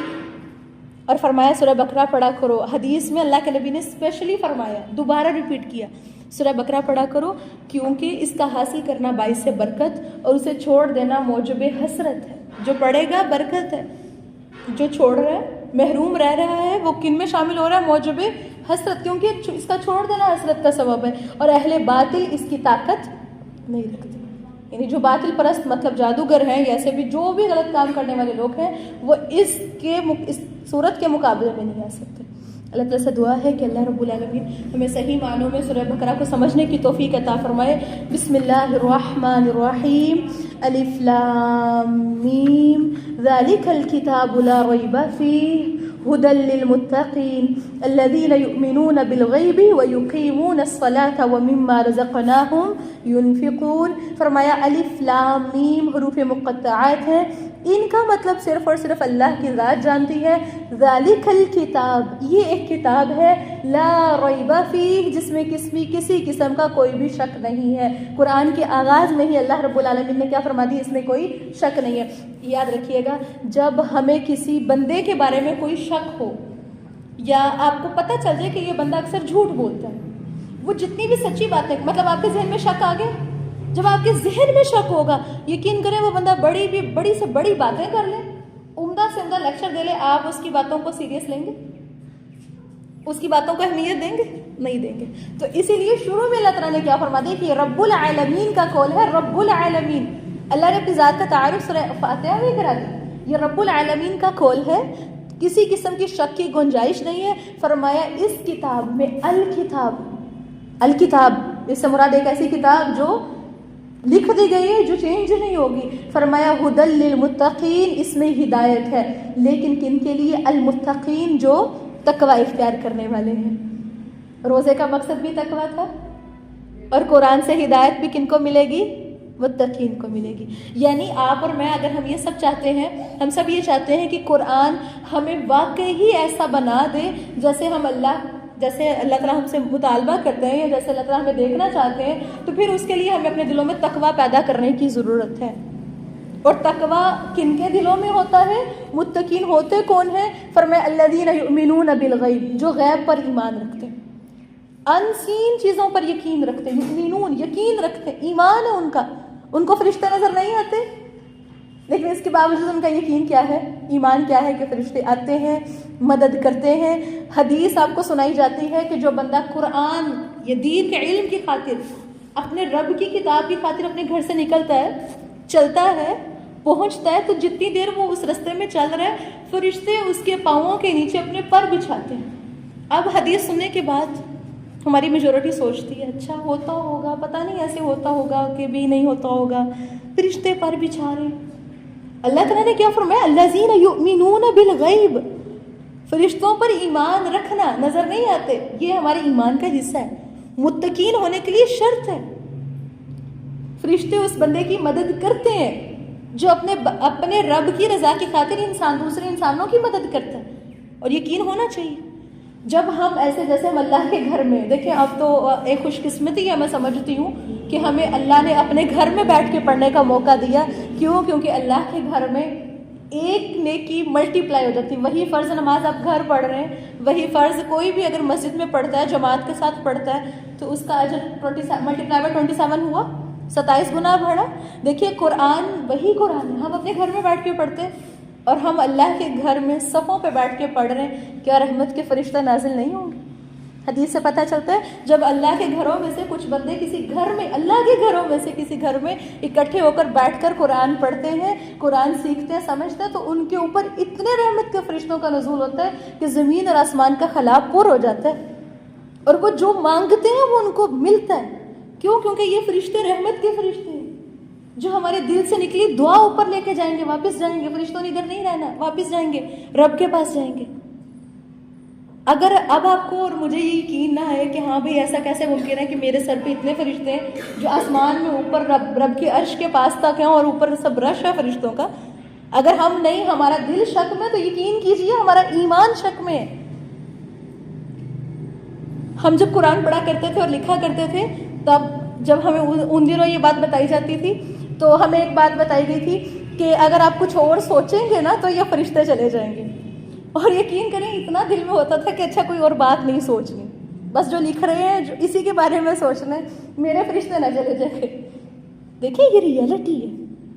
الذین یؤمنون بالغیب، بن دیکھے ایمان رکھتے ہیں، جو نظر نہیں آتا. ہمارا رب ہمیں نظر نہیں آتا، لیکن اس کے باوجود وہ لوگ تنہائی. دیکھیں جب آپ کو غیب پر ایمان ہے تو ہم تنہائی کو پاک رکھیں گے کہ نہیں رکھیں گے کہ میرا رب تو مجھے دیکھ ہے. اور فرمایا وَيُقِيمُونَ الصَّلَاةَ، وہ نماز قائم کرتے ہیں، دل سے پڑھتے ہیں، ریگولر پڑھتے ہیں. اور پھر نماز قائم کرنے میں سورہ الفاتحہ اچھی پڑھنا شامل ہے. ٹھیک. اور فرمایا وَمِمَّا رَزَقْنَاهُمْ يُنْفِقُونَ، جو کچھ ہم نے ان کو دیا ہے اس میں سے خرچ کرتے ہیں. رَزَقْنَاهُمْ، ہم نے ان کو رزق دیا. یہ نہیں فرمایا جب ان کے پاس پیسے آتے ہیں، رزق آتا ہے تو وہ خرچ کرتے ہیں. رَزَقْنَاهُمْ، فرمایا ہم نے ان کو رزق دیا ہے، اس میں سے خرچ کرتے. مطلب کیا ہے؟ ہر کسی کے پاس اللہ تعالیٰ نے، ہم دیکھیں، آپ رک کے سوچیں میرا تو بینک اکاؤنٹ ہی نہیں ہے، ہونا چلے خالی ہونا تو اور بات ہے ہی نہیں، سرے سے ہمارے پاس تو کچھ بھی نہیں. رک کے سوچیے، اللہ تعالیٰ نے فرمایا رزقناہم، جو دیا ہے ان کو. وہ صلاحیت ہو سکتی ہے، وہ علم ہو سکتا ہے، وہ کوئی ہنر ہو سکتا ہے، وہ اچھا اخلاق ہو سکتا ہے. اللہ تعالیٰ نے ہر انسان کو کوئی نہ کوئی کوالٹی دی ہے، اور جب ہم اس میں سے اپنے رب کی رضا کی خاطر خرچ کرتے ہیں، وَمِمَّا رَزَقْنَاهُمْ يُنْفِقُونَ میں شامل ہے. اور فرمایا وَالَّذِينَ يُؤْمِنُونَ بِمَا أُنزِلَ إِلَيْكَ وَمَا أُنزِلَ مِن قَبْلِكَ، اور وہ اس پر بھی ایمان رکھتے ہیں جو آپ پر نازل کیا گیا. وَمَا أُنزِلَ مِن قَبْلِكَ، جو اس سے پہلے کی چیزوں پر بھی یقین رکھتے ہیں جو پہلے نازل ہو چکا. مطلب وہ قرآن، نبی صلی اللہ علیہ وسلم اور پچھلے تمام انبیاء پر یقین رکھتے ہیں. اور فرمایا وَبِالْآخِرَةِ هُمْ يُوقِنُونَ، اور وہ آخرت پر بھی یقین رکھتے ہیں. پہلے پچھلے انبیاء پھر نبی صلی اللہ علیہ وسلم، اور جو بعد میں آنے والی چیز ہے، جو مستقبل کی بات ہے، اس میں صرف قیامت بچی۔ فرمایا وہ آخرت پر بھی یقین رکھتے ہیں کہ مرنے کے بعد ہمارا حساب کتاب ہوگا، اور اس کی تیاری میں لگے رہتے ہیں۔ فرمایا اولئک علی ھدی من ربہم، یہ لوگ اپنے رب کی طرف سے سیدھے راستے پر، یہ لوگ ہیں مستقیم، سیدھے راستے پر۔ یہ جو دعا مانگی ہے نا، اہدنا الصراط المستقیم، اگر ہم ان تمام چیزوں، یہ ہمارے اندر کوالٹیز موجود ہیں، پھر ہم ہدایت یافتہ لوگوں میں شامل ہیں، ہم متقین میں شامل ہو سکتے ہیں، اور قرآن ہمارے لیے ہدایت بن سکتا ہے۔ باقی سارا قرآن ہمارے لیے ہدایت ہے اگر ہمارے اندر یہ کوالٹیز موجود ہیں۔ آپ نمازی نہیں، کوئی بھی نماز نہیں پڑھ رہے، اور قرآن پڑھ کے بھی اگر نمازی نہیں بن رہے، تو مطلب قرآن ہدایت نہیں ہے۔ اگر ہمیں قرآن پڑھ کے بھی تنہائی میں اپنے رب سے ڈر نہیں لگتا، تو مطلب ہم متقین نہیں ہیں۔ قرآن آپ کے اور میرے لیے ایک کتاب تو رہ گیا، لیکچر تو رہ گیا، لیکن ہدایت نہیں بنا۔ اللہ تعالیٰ سے دعا ہے کہ قرآن کو ہمارے حق میں ہدایت بنائے۔ فرمائے وَأُولَئِكَ هُمُ الْمُفْلِحُونَ، یہی لوگ ہدایت پانے والے ہیں، یہی لوگ فلاح پانے والے ہیں۔ اور فلاح ایسی کامیابی کو کہتے ہیں جو بڑی محنت سے ملتی ہے، بیٹھے بٹھائے ہوئے محنت سے ملتی ہے۔ فرمایا ان الذین کفروا سواء علیہم اانذرتہم ام لم تنذرہم لا یؤمنون۔ پہلا گروہ متقین کا، فلاح پانے والے ہیں۔ دوسرا گروہ اللہ تعالیٰ نے فرمایا وہ لوگ جنہوں نے کفر کیا، سواء علیہم، ان پر برابر ہے، انذرتہم، خواب ان کو ڈرائیں، ام لم تنذرہم، خواب ان کو نہ ڈرائیں، لا یؤمنون، وہ ایمان نہیں لائیں گے۔ ختم اللہ علی قلوبہم، اللہ نے ان کے دلوں پر مہر لگا دی، وعلی سمعہم، ان کے کانوں پر بھی مہر لگا دی، دل بھی سیل کر دیے، کان بھی سیل کر دیے۔ مطلب کیا ہے، جو ہدایت کے راستے پر آنا نہیں چاہتا، پھر اللہ کو بھی ضرورت ہے، اللہ تعالیٰ بھی اس کے دل اور کانوں کو سیل کر دیتے ہیں، کیونکہ کان ہی دل کا دروازہ ہے، ہدایت انہی سورسز سے ملتی ہے۔ فرمایا وعلی ابصارہم غشاوہ، آنکھوں پر بھی پردہ پڑ گیا، ایک ایسا پردہ ہے جس سے حق چھپ گئے۔ ہر طرح کا شر تو نظر آتا ہے، حرام کام تو نظر آتے ہیں، انجوائے وہاں پہ لذت ملتی ہے، لیکن یہ لوگ کس چیز سے دور ہیں؟ حق سے۔ فرمایا وَلَهُمْ عَذَابٌ عَظِيمٌ، اور ان کے لیے بہت ہی بڑا عذاب ہے۔ وَمِنَ النَّاسِ مَن يَقُولُ آمَنَّا بِاللَّهِ، لوگوں میں سے کچھ ایسے ہیں جو کہتے ہیں ہم اللہ پر ایمان لائے، وَبِالْيَوْمِ الْآخِرِ، آخرت کے دن پر ایمان لائے، وَمَا هُمْ بِمُؤْمِنِينَ، لیکن اللہ فرما رہے ہیں یہ ایمان والے نہیں ہیں۔ اللہ تعالیٰ فرما رہے ہیں یہ لوگ ایمان والے نہیں ہے۔ فرمایا یخادعون اللہ والذین آمنوا، فرمایا یہ لوگ دھوکہ دیتے ہیں اللہ تعالیٰ کو بھی، والذین آمنوا، اور ان لوگوں کو بھی دھوکہ دیتے ہیں جو ایمان لائے۔ فرمایا وما یخدعون الا انفسهم وما یشعرون، فرمایا وہ دھوکہ نہیں دیتے مگر اپنے آپ کو خود کو، وما یشعرون، اور وہ لوگ شعور بھی نہیں رکھتے۔ اور فرمایا فی قلوبہم مرض، ان کے دلوں میں بیماری ہے۔ ان کے دلوں میں بیماری کیا ہے؟ ان کے دلوں میں بیماری ہے، اور یہ بیماری کس چیز کی ہے؟ منافقت کی۔ فرمایا فزادہم اللہ مرضا، اللہ نے ان کی اس بیماری کو مزید بڑھا دیا، ولہم عذاب علیم، اور ان کے لیے بڑا ہی دردناک عذاب ہے، بما کانوا یکذبون، وجہ کیا ہے؟ یہ لوگ جھٹلایا کرتے تھے۔ کس کو جھٹلایا کرتے تھے؟ حق بات کو جھٹلایا کرتے تھے۔ آپ اٹھ کے لائٹ جلا دو، آپ نے لائٹیں جلو۔ مطلب کیا ہے؟ دیکھیے جب بھی دو راستے ہوتے ہیں نا، ایک ہدایت کا اور ایک کفر کا، تو پھر لوگ کچھ حصوں میں ڈیوائیڈ ہو جاتے ہیں، اور وہ جن حصوں میں ڈیوائیڈ ہوتے ہیں، ایک تو دو گروپس ہوں تو ایک گروپ کے ساتھ ہو جاتا ہے اور ایک دوسرے گروپ کے ساتھ، لیکن کچھ لوگ ایسے ہوتے ہیں جو دونوں طرف سے فائدہ حاصل کرنا چاہتے ہیں، وہ ادھر بھی ہوتے ہیں اور ادھر بھی ہوتے ہیں، لا الہ الا ولا الہ الا، نہ پھر ادھر کے رہتے ہیں نہ ادھر کے رہتے ہیں، وہ دونوں طرف لگا کے چلنا چاہ رہے ہوتے ہیں۔ تو اللہ تعالیٰ نے کیا فرمایا؟ ایسے لوگوں کے دل میں بیماری ہوتی ہے، اور وہ بیماری ہوتی کس چیز کی ہے؟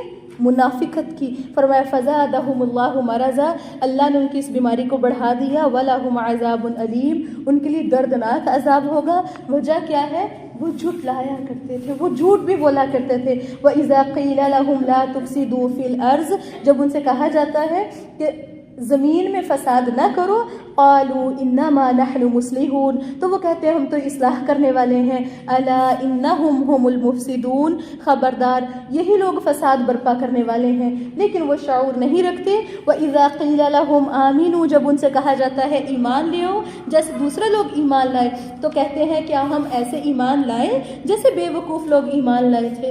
سن لو بے شک وہ خود ہی بے وقوف ہیں لیکن وہ نہیں جانتے. واذا لقوا الذین آمنوا قالوا آمنا، فرمایا جب وہ ان لوگوں سے ملتے ہیں جو مومن ہیں تو کہتے ہیں ہم تو ایمان لے آئے، اور جب اپنے شیطانوں کی طرف اکیلے ہوتے ہیں تو کہتے ہیں بے شک ہم تمہارے ساتھ ہیں، ہم تو صرف اور صرف مذاق اڑانے والے ہیں، یہ ہم تو صرف مذاق کر رہے تھے. فرمایا اللہ ان کا مذاق اڑاتا ہے اور انہیں ڈھیل دے رہا ہے اور اپنی سرکشی میں وہ حیران پھرتے ہیں. یہی وہ لوگ ہیں اولئک الذین اشتروا الضلالۃ بالہدی، یہی وہ لوگ ہیں جنہوں نے ہدایت کے بدلے گمراہی کو خرید لیا، تو نہ ان کی تجارت نے نفع دیا نہ وہ ہدایت یافتہ ہوئے. فرمایا مثلہم کمثل الذی استوقد نارا، ان کی مثال ایسے ہے، منافقین کی تشبیہ اس شخص کی طرح دے دی گئی جس نے ایک آگ جلائی. فلما اضاءت ما حولہ ذہب اللہ بنورہم، جس نے ایک آگ بھڑکائی تو اس نے جب اس کے ارد گرد کی چیزیں روشن کر دی تو اللہ رب العالمین ان کے نور کو لے گیا اور انہیں کئی طرح کے اندھیروں میں چھوڑ دیا کہ وہ دیکھ نہیں سکتے. فرمایا سم بکم عمی فہم لا یرجعون، وہ گونگے ہیں، بہرے ہیں، اندھے ہیں کہ وہ لوٹ نہیں سکتے. اب آپ خود سوچئے، ایک بندہ، اس کی بہنائی چلی گئی، کمرے میں ساری لائٹس جل رہی ہوں، بے تحاشا کمرہ ڈیکوریٹ کیا ہو، لیکن بندہ خود نابینا ہے، کیا اس کے وہاں بیٹھنے کا فائدہ ہوگا؟ کیوں؟ کیونکہ وہ خود نابینا ہے، اس کو خود کو کچھ نظر نہیں آ رہا. جتنا مرضی سجا دیا جائے، جتنا مرضی سنوار دیا جائے، جتنی مرضی آگ جلا دی جائے، روشنی کر دی جائے، اس پر کوئی فرق نہیں. اسی طرح منافقین کی مثال ہے. اللہ تعالیٰ نے فرمایا، یہاں پہ ایک شخص کی مثال اللہ نے دی کہ ایک شخص ہے جس نے آگ جلائی، آگ نے ہر طرح کی چیز روشن کر دی، کیونکہ پہلے دور میں لائٹ کا سورس یہی تھا، روشنی آگ سے ہی ملتی تھی. ایسے ہی ہے، خواہ وہ چراغ ہے وہ بھی جلایا جاتا تھا، آگ جلائی جاتی تھی، تو روشنی تو ہوئی. لیکن اللہ تعالیٰ نے کیا فرمایا، جب بندے نے ہر طرف دیکھا ہے تو اللہ رب العالمین نے کیا کیا، اس کی بصارت ختم کر دی. یہ کن لوگوں کی مثال ہے؟ جو منافق ہیں، جن کو پتہ ہے یہ ٹھیک ہے، یہ برحق ہے، یہ ٹھیک ہے، اسی راستے پر چلنے سے مجھے جنت ملے گی، یا یہی صحیح ہے اور یہ غلط ہے، لیکن اس کے باوجود اس نے صحیح راستے پر آنا پسند ہی نہیں کیا. تو یہ کیسے ہے؟ گویا اللہ تعالیٰ اس کی بنائی چھین لیتے ہیں، اس کو پھر حق نظر آتا ہی نہیں. اور اللہ تعالیٰ نے ان کے لیے کیا فرمایا، سم بکم عمی فہم لا یرجعون، یہ ایسے گونگے بہرے اور اندھے بن جاتے ہیں کہ کسی طریقے بھی واپس پلٹ نہیں سکتے. فرمایا او کصیب من السماء، یا پھر ایسے جیسے آسمان سے بارش نازل ہوئی جس میں کئی اندھیرے ہیں، گرج اور چمک ہے، اور کڑکنے والی بجلیوں کی وجہ سے موت کے ڈر سے وہ اپنی انگلیاں اپنے کانوں میں ڈال لیتے ہیں، اور اللہ تعالیٰ کافروں کو گھیرنے والا ہے. دوسری مثال دی جا رہی ہے کافروں منافقین کے گروہ کی، اور وہ کیا مثال ہے؟ فرمایا ان کی مثال ایسے ہے جیسے آسمان سے بارش برسی. دیکھیں جب آسمان سے بارش آتی ہے تو اکیلی بارش کیا ہے؟ رحمت ہے. قرآن کو بھی بارش کے پانی سے تشبیہ دی گئی، لیکن جب بارش ہوتی ہے تو اکیلی بارش نہیں ہوتی، بجلی کی کڑک بھی ہوتی ہے، بادلوں کی گرجنے کی آواز بھی ہوتی ہے، مطلب ایک طرح کا خوف بھی ہوتا ہے. تو دیکھیے وہی جب ہم قرآن کے ساتھ جڑتے ہیں تو قرآن کے اندر ہر معاملہ ایسے نہیں ہے کہ بس ہم ہر کام آرام اور سکون سے کرتے جائیں. اپس اینڈ ڈاؤنز آئیں گے، مشکلات، پریشانیاں، دکھ، تکلیفیں آئیں گی. اللہ تعالیٰ نے فرمایا یہ جو اللہ کے نبی صلی اللہ علیہ وسلم کا ٹائم کے منافق تھے، یہ لوگ کیا کرتے تھے؟ جب آسانیاں ملتی تھی، خوشحالیاں ملتی تھی، اللہ کے نبی کے ساتھ ہو جاتے تھے. جب دیکھتے تھے کہ صحابہ کرام جنگ میں ہار رہے ہیں، جب دیکھتے تھے مال تھوڑا ہے، تنگی آ گئی، یہ اللہ کے نبی اور صحابہ کرام کو چھوڑ کے بھاگ جاتے تھے. دیکھیں یہ بات اس دور کے منافقوں کی نہیں ہے، آج آپ کی اور میری بھی بات کی جا رہی ہے. قرآن کا ہر وہ کام جو آسانی سے ہو جاتا ہے، ہماری مشقت نہیں ہوتی، ہمیں زیادہ محنت نہیں کرنی پڑتی، ہم وہ کر لیتے ہیں. اور ہم کیا کہتے ہیں؟ دین تو بڑا آسان ہے. واقعی آسان ہے، شرط کیا؟ آپ کے اندر ایمان کا لیول ہائیسٹ ہونا چاہیے. میں نے پہلے بھی بتایا تھا کہ وہ صحابیہ جو مرثیہ کہا کرتی تھیں، ان کا ایک بھائی فوت ہوا تھا، بے تحاشا مرثیہ لکھ دیے غم کے اندر. لیکن جب وہ دین اسلام کی طرف آئی ہیں، 4 بیٹے ذبح ہو گئے تھے، 4 بیٹے مار دیے گئے تھے. 4 بیٹے، ایک بیٹا نہیں 4، اور اس کو بتایا گیا کہ تمہارے 4 بیٹے فوت ہو گئے، تو خوش ہو رہی ہے، ہنس رہی. خود سوچئے جس نے مرثیہ لکھے، بھر دیے کاغذ، بھر دیے چیزیں، رو رو کے لکھ کے، اور کئی لمبا عرصہ لکھتی رہی. لیکن جب 4 بیٹے شہید ہوئے تو کیا کہہ رہی ہے؟ 4 بیٹے ہی تو تھے جو اللہ کے راستے میں لوٹ گئے، اور میں تو شہیدوں کی ماں بن گئی. خوش ہو رہی ہے اس ٹائم پہ. اور وہ صحابی میں نے آپ کو کیا بتایا تھا، کیا کیا گیا تھا ان کے ساتھ؟ ان کو پکڑ کے لے جایا گیا. بادشاہ نے کہا کلمہ چھوڑ دو ورنہ میں کیا کروں گا، میں تمہیں قتل کر دوں گا. انہوں نے کہا قتل کر دو، لیکن میں نے دین اسلام نہیں چھوڑنا. انہوں نے کیا کیا تھا؟ انہوں نے کہا اس کو مارو. وہ نیزے چبھو رہے تھے، مار رہے تھے بار بار، نہیں رک رہے. بادشاہ نے دیکھا یہ تو باز ہی نہیں آ رہا، ابھی بھی دین اسلام نہیں چھوڑ رہا. بادشاہ نے کہا ایسے کرو، گرم تیل کی کڑاہی لے کر آؤ اور اس کو اس میں ڈبو دو. اب جب یہ دیکھا ہے تو صحابی رونے لگ پڑے. کیوں رو رہے ہیں کہ اچھا اب دیکھیں بادشاہ اس ٹائم پہ ہنسنے لگ پڑا. بادشاہ کو لگا بندہ ہار گیا، یعنی اب یہ دین اسلام چھوڑ دے گا. تیل دیکھ کے ڈر گیا، بڑے بڑے تیل کے کڑاہے، ابلتا گرم تیل ہے. رونے لگ پڑا، مطلب ڈر گیا اب دین اسلام چھوڑے گا. انہوں نے پوچھا کہ تم رو کیوں رہے ہو؟ دین اسلام چھوڑنے لگے ہو نا، اب بن جاؤ گے نا، ہماری ملت میں آ جاؤ گے. تو انہوں نے کہا نہیں، میں رو اس لیے نہیں رہا کہ تم مجھے مارنے لگے، مجھے تیل میں ڈبو گے. میں رو اس لیے رہا ہوں، میں اپنے رب سے یہ بات کر رہا تھا کہ اللہ تو نے مجھے ایک جان دی، اللہ ہزاروں جانیں بھی ہوتی میں تیرے رستے میں لٹا دیتا اور شہادت پا لیتا. آج دیکھیے اصل میں ہمارے دل میں جو ایمان ہے نا، یہ ایمان کی پاور ہے جو ہمیں بہت کچھ کروا دیتی ہے، بڑے سے بڑے مشکل سے مشکل کام کرا دیتی ہے. ہمارے اندر ایمان کی حلاوت ہے ہی نہیں. ہم تو عارضی دنیا کے پیچھے، عارضی دنیا کے لوگوں کے پیچھے بھاگ رہے ہیں. ہمیں ہمارے اندر اپنے رب کی رضا کی محبت نہیں ہے. اور ہم یقین کریں ہم منافقین کی کیٹیگری میں شامل ہیں. ہم آسانی دیکھتے ہیں، دین پر عمل کرتے ہیں. ہم جہاں آسانی دیکھتے ہیں ادھر بھاگتے ہیں، اور جہاں ہلکی سی مشکل آئی، یقین کریں ہلکی سی تھکاوٹ ہوئی، ہلکی سی اونگ آتی ہے، ہم وہ کام ہی چھوڑ دیتے ہیں. دین کے راستے میں مشکل ہم برداشت ہی نہیں کرتے، دنیا کی خاطر مشقتیں برداشت کرتے ہیں نا. اللہ تعالیٰ نے فرمایا دین کے راستے میں جب ان کو گرج چمک، دیکھیں یہ تو ہوگا، گرج چمک، ڈر لگتا ہے نا. دین اسلام کے اندر بھی مشکل حالات موجود ہیں، ہم چھوڑ کے بھاگ جاتے ہیں. نہیں اب تو اس جگہ جانے نہیں جان سکتے. یہ ایک ریئلٹی ہے. ہم وہ نماز کیوں پڑھیں جس میں امام بس ہی نہیں کرا، ہمارے پاؤں سوج گئے، تھک گئے ہم. دیکھیں ہمارے ایمان، ہمیں تو آج اتنا ہی کرنا پڑتا ہے، نہ کوئی ہمارے ہاتھ کاٹتا ہے، نہ پاؤں کاٹتا ہے، نہ کوئی باندھ دیتا ہے ہمیں، نہ کوئی ہم پہ شیر چھوڑتا ہے، نہ کوئی ہم پہ تیل گراتا ابلتا ہو. ہمارے لیے کیا ہے؟ بس اتنا کہ ہم نے اپنے رب کی خاطر دین سیکھ کر، سمجھ کر، اپنے نفس پر کنٹرول پا کے اس کو آگے سکھانا ہے. اپنی خواہش نفس کو بدلنا ہے، اپنے نفس پہ قابو پانا ہے جو ہمیں ہر وقت غلط رستوں پہ لگا رہا ہے. بس جہاں جی نہیں بیچارہ وہاں پہ عمدہ اخلاق سے پیش آنا، یہی تو قربانیاں تھی. اور اللہ تعالیٰ نے فرمایا واللہ محیط بالکافرین، اللہ کافروں کو گھیرے میں لیے ہوئے ہیں. یکاد البرق یخطف ابصارہم، قریب ہے کہ بجلی ان کی نگاہوں کو اچک کر لے جائے. جب کبھی روشنی ہوتی ہے اس میں چل پڑتے ہیں، وہی جب آسانی ہے چل پڑے.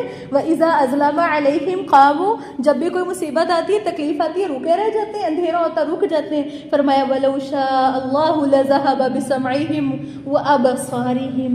اللہ تعالیٰ نے گویا آپ کو اور مجھے مخاطب کر کے فرمایا اگر اللہ تعالیٰ چاہے یہ جو تم دوگلا رویہ اپناتے ہو، آسانی ہے تو دین کے ساتھ، مشکل ہے تو دین سے دور، دین میں کوئی مشکل کام آیا تم چھوڑ جاتے ہو، فرمایا اللہ چاہے تمہاری سماعت اور بصارت کو لے جا سکتا ہے، تم سے یہ نعمتیں چھین سکتا ہے. ان اللہ علی کل شیء قدیر، وہ رب ہر چیز پر قادر ہے. آج ہمیں بھی یا تو پکے متقی بننا ہوگا.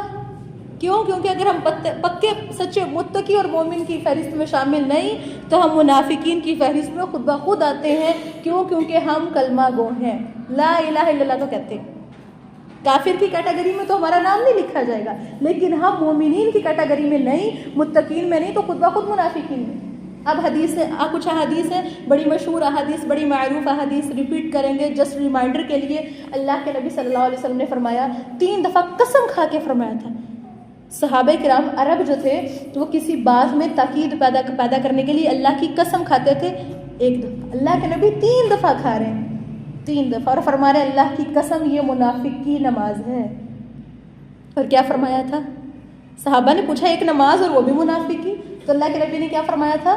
یہ وہ شخص ہے جو بیٹھا رہتا ہے، پھر جب دیکھتا ہے کہ سورج شیطان کے 2 سینگوں کے درمیان ڈوب رہا ہے تو اٹھ کے جلدی سے 4 ٹھونگے مار لیتا ہے، کوے کی طرح 4 ٹھونگے مار لیتا ہے.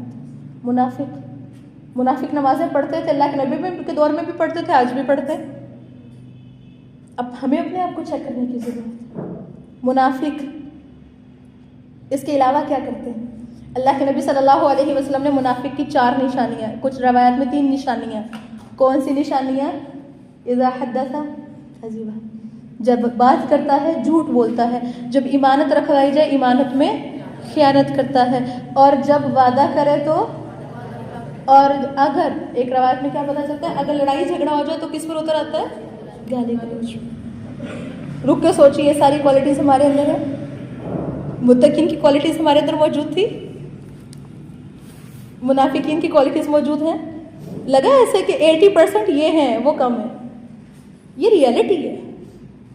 اللہ تعالیٰ سے دعا ہے کہ اللہ رب العالمین ہمیں متقین کی فہرست میں شامل فرمائے، اور اللہ رب العالمین ہم سب کو منافقت سے محفوظ رکھے. یاد رکھیے گا منافق 2 طرح کے تھے اللہ کے نبی کے دور میں بھی اور آج بھی.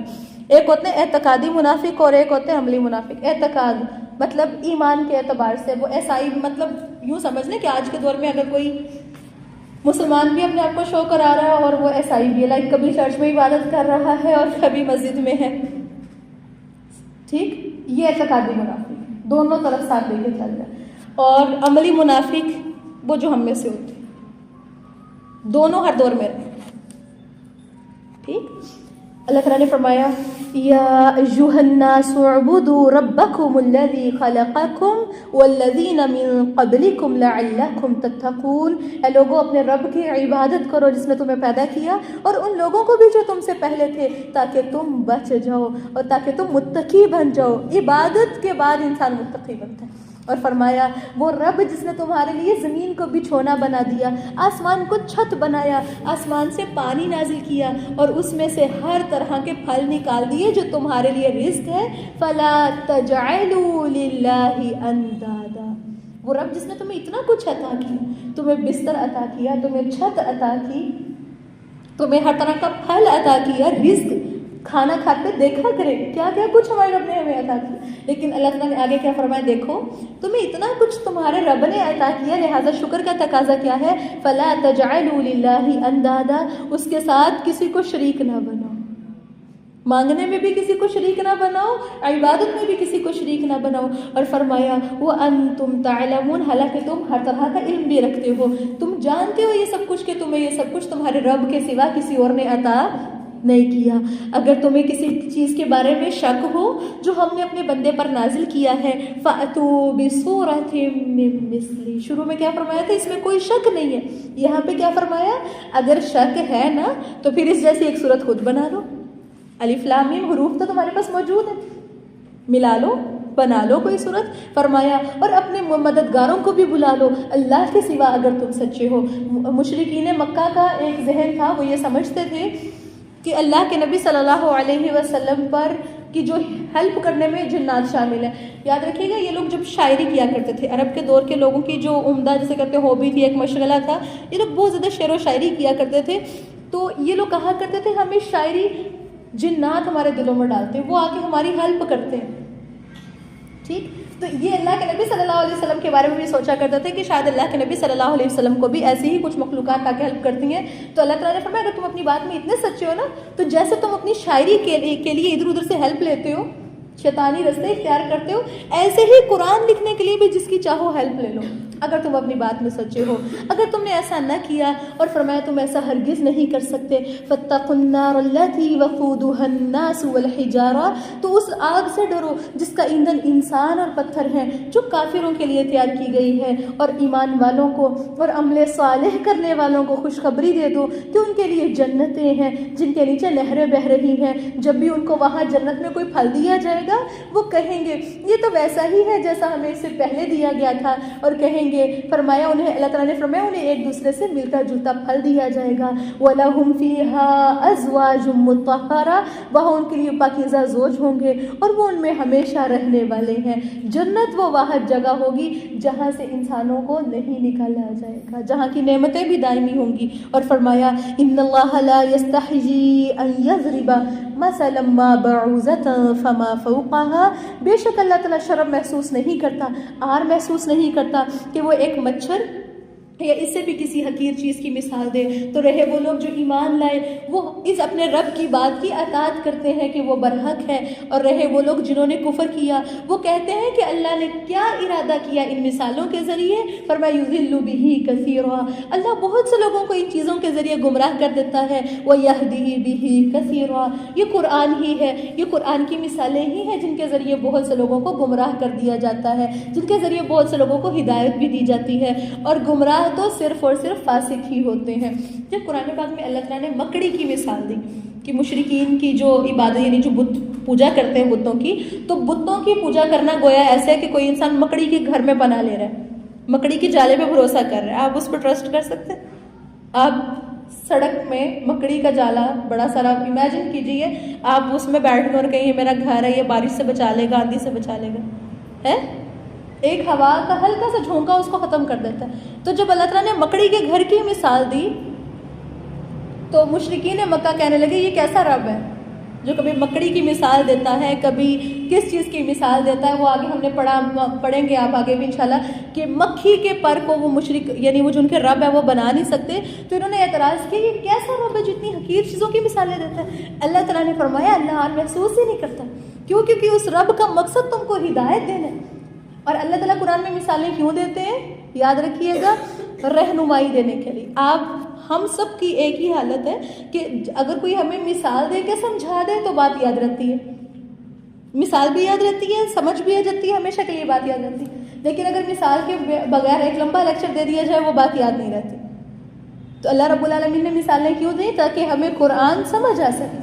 تو اللہ تعالیٰ نے کیا فرمایا اللہ کا مقصد تمہاری رہنمائی کرنا ہے, اور ان کے ذریعے میجورٹی ہدایت کے رستے پر بھی آ جاتی ہے اور میجورٹی گمراہ بھی ہو جاتی ہے. فرمایا یہاں پر فاسقین کی خصوصیات کا ذکر کیا جا رہا ہے. فرمایا الذین ینقضون عہد اللہ, جو اللہ کے عہد کو پختہ کرنے کے بعد توڑ دیتے ہیں اور اس چیز کو توڑ دیتے ہیں جس کے متعلق اللہ نے حکم دیا کہ اسے ملایا جائے, زمین میں فساد برپا کرتے ہیں, یہ لوگ بہت نقصان اٹھانے والے ہیں. فرمایا تم اللہ کے ساتھ کیسے انکار کرتے ہو, کیسے کفر کرتے ہو, حالانکہ تم بے جان تھے, اس نے تمہیں زندگی بخشی, پھر وہ تمہیں موت دے گا, پھر تمہیں زندہ کرے گا, پھر تم اسی کی طرف لوٹائے جاؤ گے.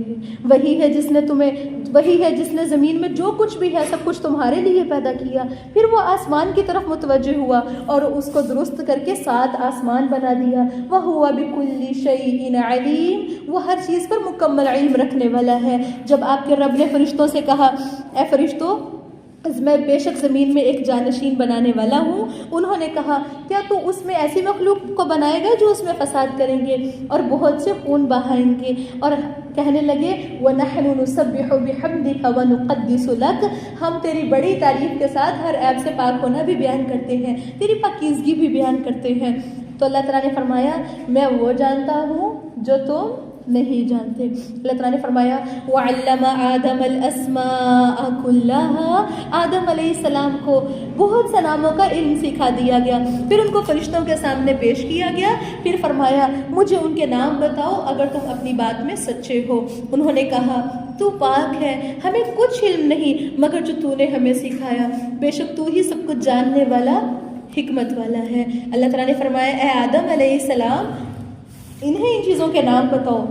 اور فرمایا جب انہوں نے ان ناموں کے علم بتا دیا, ان چیزوں کا نام بتا دیے, تو فرمایا بے شک میں ہی آسمان اور زمین کی پوشیدہ چیزوں سے واقف ہوں اور جانتا ہوں جو کچھ تم ظاہر کرتے ہو اور جو کچھ تم چھپاتے ہو. وَإِذْ قُلْنَا لِلْمَلَائِكَةِ اسْجُدُوا لِآدَمَ, فرمایا جب ہم نے فرشتوں سے کہا آدم علیہ السلام کو سجدہ کرو تو انہوں نے سب نے سجدہ کر لیا الا ابلیس, سوائے ابلیس کے, اس نے نافرمانی کی, تکبر کیا اور کافروں میں سے ہو گیا.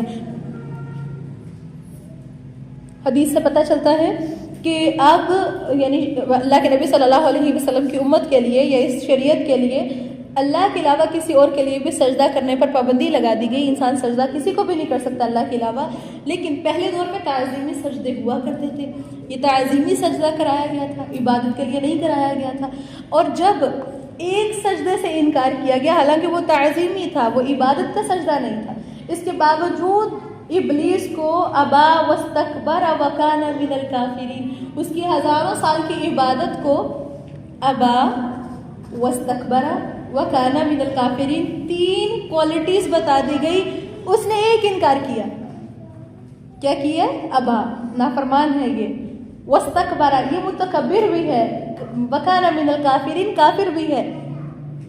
اصل میں بات یہ ہے، یہ نہیں ہوتا کہ ہم نے کتنا بڑا گناہ کیا یا کتنا چھوٹا گناہ کیا، بات یہ ہوتی ہے کہ ہم اپنے کس قدر رب العالمین، خالق، مالک، رازق، ارحم الراحمین کی نافرمانی کر رہے ہیں۔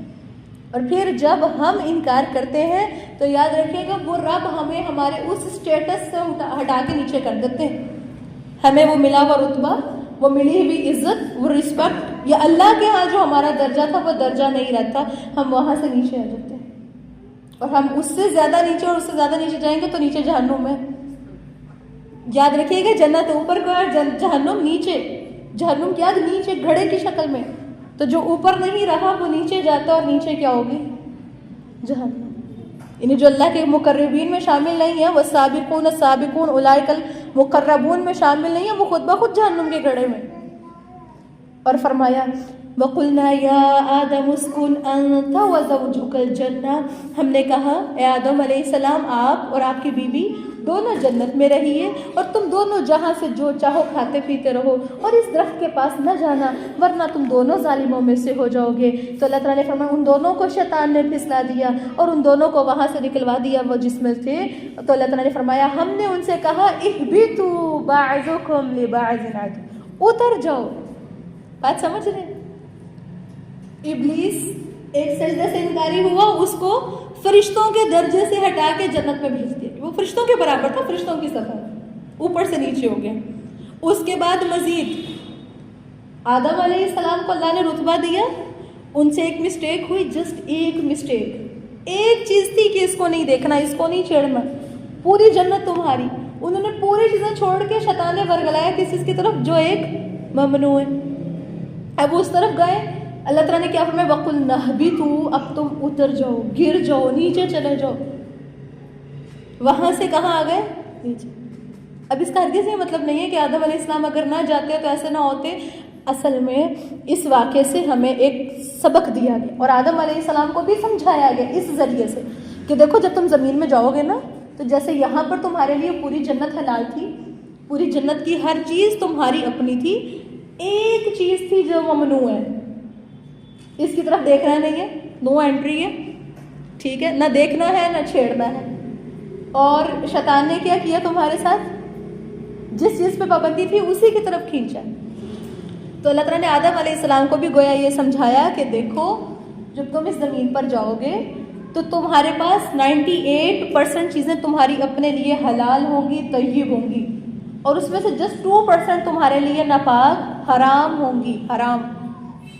صرف ان کی طرف نہیں جانا، ان کو نہیں دیکھنا، ان کو نہیں چھیڑنا، جو بے تحاشا حلال ہے وہ تمہارا ہے۔ اگر تم اس کو دیکھو گے، اس کی طرف جاؤ گے، اس کو چھیڑو گے تو کیا ہوگا؟ اہبطوا، ہم تمہیں بھی کہہ دیں گے پھر اہبطوا، اتر جاؤ، جنت سے نکل کے کہاں جاؤ؟ جہنم کے گھڑے میں۔ ہمارا آبائی گھر جسے ہم کہتے ہیں، ہماری وراثت کیا ہے؟ جنت۔ لیکن اگر ہمیں وہاں سے اتارا جائے گا تو ہمارا ٹھکانہ کیا بن رہا ہے؟ جہنم۔ اس دنیا کے اندر بھی ہمارے ساتھ بھی ایسے ہی ہے، ایسے ہی 98% چیزیں حلال ہیں، ہر طرح کا فروٹ حلال، ہر طرح کا رشتہ حلال، لیکن شیطان اٹریکشن کہاں رکھتا ہے؟ حرام میں۔ ہر طرح کی آواز حلال ہے، ایک میوزک حرام ہے، میوزک ایک حرام، ایک میوزک حرام، باقی ساری آوازیں حلال۔ ہر طرح کی آواز حلال ہے، ایک میوزک کی آواز حرام۔ شیطان نے اٹریکشن کہاں رکھی؟ ادھر۔ ہر طرح کی آواز چھوڑ کے ہم کس آواز کے پیچھے بھاگتے ہیں؟ اس ایک میوزک کے پیچھے۔ اب آپ خود سوچئے، اس واقعے میں ہمارے لیے اس طرح کے بے تحاشا اسباق ہیں، لیکن میں ہمیشہ ایک بات کہتی ہوں، ہمیں یہ واقعہ سنایا جاتا ہے، کہانی سنائی جاتی ہے، اور پتہ ہے کیا بتایا جاتا ہے؟ اللہ کے نبی کے نام کے وسیلے سے دعا مانگی گئی تھی، وہ قبول ہو گئی، لہٰذا پتہ یہ چلتا ہے اللہ کے نبی کے نام کے وسیلے سے دعا مانگ کے جنت پائی جا سکتی ہے۔ سارا کچھ اور ہے، ساری کہانی ہمیں اور بتا دی جاتی ہے۔ اصل میں سبق سمجھیے، کھانے میں دیکھیے، کھانے کی بات آپ ایزیلی سمجھ جائیں گے۔ کھانے میں سارے کھانے حلال ہیں، ہر طرح کا کھانا حلال ہے۔ حرام کیا ہے؟ بہتا ہوا خون، مردار، سور، حرام کم طریقے سے کمایا ہوا۔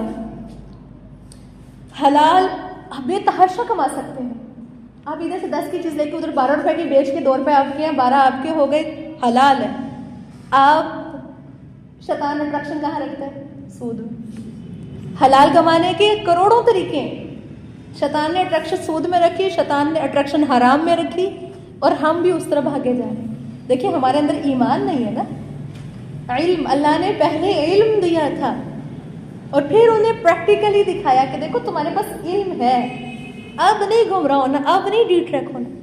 آدم علیہ السلام سے غلطی ہو گئی، اب یہاں پہ ایک فرق سمجھنا ہے۔ آدم علیہ السلام سے مسٹیک ہوئی، غلطی ہوئی، اللہ رب العالمین نے ہمیں ایک مزید چیز دکھائی کہ دیکھو تم سب زمین میں، قرآن میں ہمیں سب سے پہلے یہ واقعہ بتایا جا رہا ہے کہ دیکھیں آپ کے انسیسٹرز، جو آپ کے آباء و اجداد تھے، آپ کے جو باپ جس کو ہم کہتے ہیں آدم علیہ السلام، ان سے مسٹیک ہوئی، وہ جو 1% حرام تھا اس کی طرف چلے گئے، لیکن کیا ہوا؟ فَتَلَقَّى آدَمُ مِن رَّبِّهِ بِكَلِمَاتٍ فَتَابَ عَلَيْهِ، انہوں نے اپنے رب سے خود کلمات سیکھے۔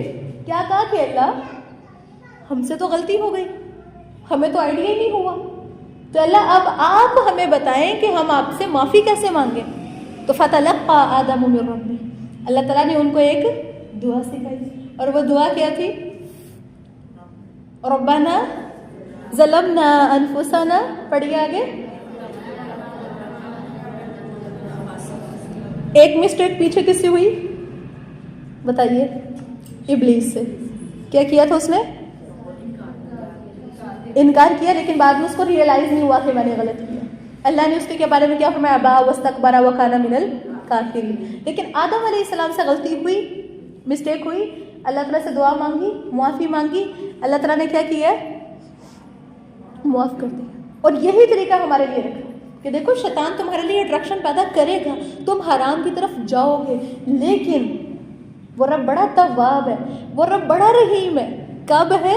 جب تم اپنے رب سے معافی مانگو گے۔ اب رمضان میں بھی کیا ہوتا ہے؟ وہ شیطان جو ہمارے لیے بار بار اٹریکشن پیدا کرنے والا ہے وہ قید ہو جائے گا۔ اب ہمارا نفس، ہم خود ہیں گناہ کرنے، رک کے سوچنا رمضان میں بار بار، یہ جو کباڑے کریں گے نا رمضان میں اب ہم خود کریں گے۔ ہم ہر کام میں بلیم شیطان کا لگاتے ہیں۔ اس دفعہ ہمیں اپنے آپ کو ایسے سیٹ کرنا ہے کہ شیطان واپس آ کے بھی سوچے کہ یہ تو بندہ وہی نہیں رہا، وہ آ کے ہمارا کچھ نہ بگاڑ سکے۔ ہمیں اتنا مضبوط مومن بننا ہے۔ ایک دفعہ دیکھیں، ہمیں ایک نہیں، ہم نے تو کتنی غلطیاں کی ہیں شیطان کے پیچھے لگ کے، ایک نہیں کتنے سال سے ہم غلطیاں کرتے آ رہے ہیں۔ ابھی ہمیں مخلص بننے کا ہمارے پاس ٹائم ہے۔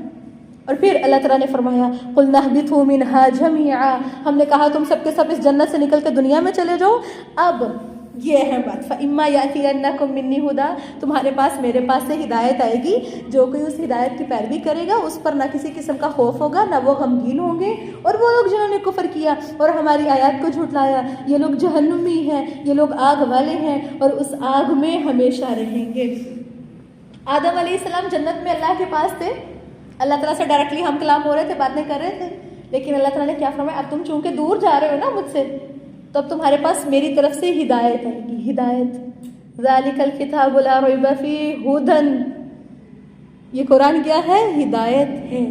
اللہ تعالیٰ نے کیا فرمایا؟ جب بھی تمہارے پاس میری طرف سے کوئی ہدایت آئے گی تو جو اس ہدایت کی پیروی کرے گا اس پر نہ کوئی خوف ہوگا نہ کوئی غم ہوگا، نہ ماضی کی ٹینشن ہوگی نہ مستقبل کی کوئی ٹینشن ہوگی، مطلب شیطان بھی کچھ نہیں بگاڑ سکے گا، اور یہ وہ لوگ ہوں گے جو مجھ سے دوبارہ ہم کلام ہو سکیں گے۔ ٹھیک اسی طرح اللہ تعالیٰ نے فرمایا اے بنی اسرائیل، بنی اسرائیل، ان کے واقعات ہمیں بار بار بتائے جاتے ہیں۔ اللہ تعالیٰ نے فرمایا اے بنی اسرائیل اذکروا نعمتی التی انعمت علیکم، میری وہ نعمت یاد کرو جو میں نے تم پر کی، اور میرے معاہدوں کو پورا کرو، میں بھی اپنے معاہدوں کو پورا کروں گا، اور صرف مجھ سے ڈرتے رہو۔ وآمنوا بما انزلت مصدقا لما معکم، اور اس چیز پر ایمان لاؤ جو میں نے اتاری ہے، اس کی تصدیق کرنے والا ہے جو تمہارے پاس ہے، اور تم سب سے پہلے اس سے کفر کرنے والے نہ بنو، اور میری آیات کے بدلے تھوڑی قیمت مت لو۔ آج غلط بتا کے قیمت لی جاتی، اور پہلے دور میں بنی اسرائیل کے لوگ بھی یہی کیا کرتے تھے، اپنی کتاب کے اندر تبدیلیاں کی، لوگوں کو لوگوں کی مرضی کے واقعات سنا کے ان سے اپنی جیب بھری جاتی تھی، اور فرمایا تم حق کو باطل کے ساتھ مکس اپ کرو، تلبسو، غلط ملت نہ کرو، ملاؤ نہ۔ اللہ تعالیٰ نے فرمایا تم حق کو چھپاتے ہو حالانکہ تم علم رکھتے ہو، اور نماز قائم کرو۔ تمہارے کرنے کا کام کیا ہے؟ نماز قائم کرنی ہے، زکوٰۃ ادا کرنی ہے۔ وَارْكَعُوا مَعَ الرَّاكِعِينَ، رکوع کرنے والوں کے ساتھ رکوع کرو۔ اس سے فرض نماز کی اہمیت کا پتہ چلتا ہے، رکوع کرنے والوں کے ساتھ رکوع کرنا۔ حدیث سے پتہ چلتا ہے اللہ کے نبی صلی اللہ علیہ وسلم نے فرمایا اس ذات کی قسم جس کے ہاتھ میں میری جان ہے، میں نے ارادہ کیا ایندھن کا حکم دوں، وہ اکٹھا کیا جائے، پھر نماز کا حکم دوں، پھر کسی آدمی کو حکم دوں کہ وہ لوگوں کی امامت کرائے، پھر ان لوگوں کی طرف جاؤں جو نماز میں آئے نہیں، اور ان سمیت ان کے گھروں کو جلا دوں۔ یہ کن لوگوں کی بات اللہ کے نبی نے کی ہے؟ جو مسجد میں نماز پڑھنے نہیں پہنچے، گھر بیٹھے ہیں۔ تو دیکھیں آپ اپنے گھروں میں نظر دوڑانے کی ضرورت ہے، ہمیں اپنے گھروں میں نظر دوڑانے کی ضرورت ہے۔ کتنے نوجوان باپ بھائی گھروں میں موجود ہیں جو فرض نماز مسجد میں نہیں پڑھتے، ایون پڑھتے ہی نہیں۔ اللہ کے نبی صلی اللہ علیہ وسلم کی وعید ہے نا ان لوگوں کے لیے۔ اور اسی طرح اللہ کے نبی صلی اللہ علیہ وسلم نے فرمایا جو شخص اذان سنے اور سن کر نماز کے لیے مسجد میں نہ آئے تو اس کی نماز نہیں مگر کسی عذر سے، یعنی بغیر کسی عذر کے اگر کوئی مرد بلا وجہ سستی، جسٹ سستی، اس بنا پہ اگر وہ گھر نماز پڑھتے، وہ مسجد جا سکتا تھا، ایزیلی جا سکتا تھا، کوئی شرعی عذر، کوئی عذر نہیں تھا، کوئی بیماری، کوئی تنگی، کوئی مہمان ہے، کوئی عذر نہیں تھا، بلا وجہ گھر نماز پڑھی ہے۔ تو ابن ماجہ کی صحیح ابن حبان کی ابن عباس سے روایت ہے، کیا فرماتے ہیں اس کی نماز ہوتی نہیں ہے۔ اسی طرح اللہ تعالیٰ نے فرمایا اَتَأْمُرُونَ النَّاسَ بِالْبِرِّ، کیا تم لوگوں کو نیکی کا حکم دیتے ہو، وَتَنْسَوْنَ أَنفُسَكُمْ، اور اپنے آپ کو بھول جاتے ہو۔ یہ بنی اسرائیلی بھی یہی کام کر رہے تھے، لوگوں کو نیکی کا حکم دے رہے تھے، لوگوں کو بڑے بڑے لیکچرز دے رہے تھے، لیکن خود کے لیے کچھ بھی نہیں۔ دیکھیے آج آپ اور میں، چونکہ ہم نے قرآن شروع کیا آج الحمدللہ اللہ کی مدد اور اللہ کی اذن سے، یاد رکھیے گا قرآن کو سننے والے کون ہیں؟ آپ اور میں، ہم خود۔ اللہ تعالیٰ نے کیا فرمایا؟ کیا تم لوگوں کو نیکی کا حکم دیتے ہو، خود کو بھول رہے ہو؟ ہم پڑھ بھی خود رہے ہیں، ہم سن بھی رہے ہیں۔ تو دیکھیں ایک ہمارے ساتھ ایک کام ہوتا ہے، وہ پتہ کیا ہوتا ہے؟ جب ہم قرآن پڑھتے ہیں نا، اس میں کچھ برائیاں آتی ہیں، ہم سوچتے ہیں وہ بھی ایسے کرتی ہے، وہ بھی ایسے کرتی ہے، اور وہ میری ہمسائی اور میری سہیلی اور میری رشتہ دار۔ اللہ تعالیٰ نے کیا فرمایا؟ نیکی کا حکم دوسروں کو تو دیں، دوسروں کے بارے میں تو سوچ رہے، ہم دوسروں کی تو کہہ لیں کہ ہم ان کا تزکیہ تو کر رہے ہیں، لیکن ہم خود کہاں گئے؟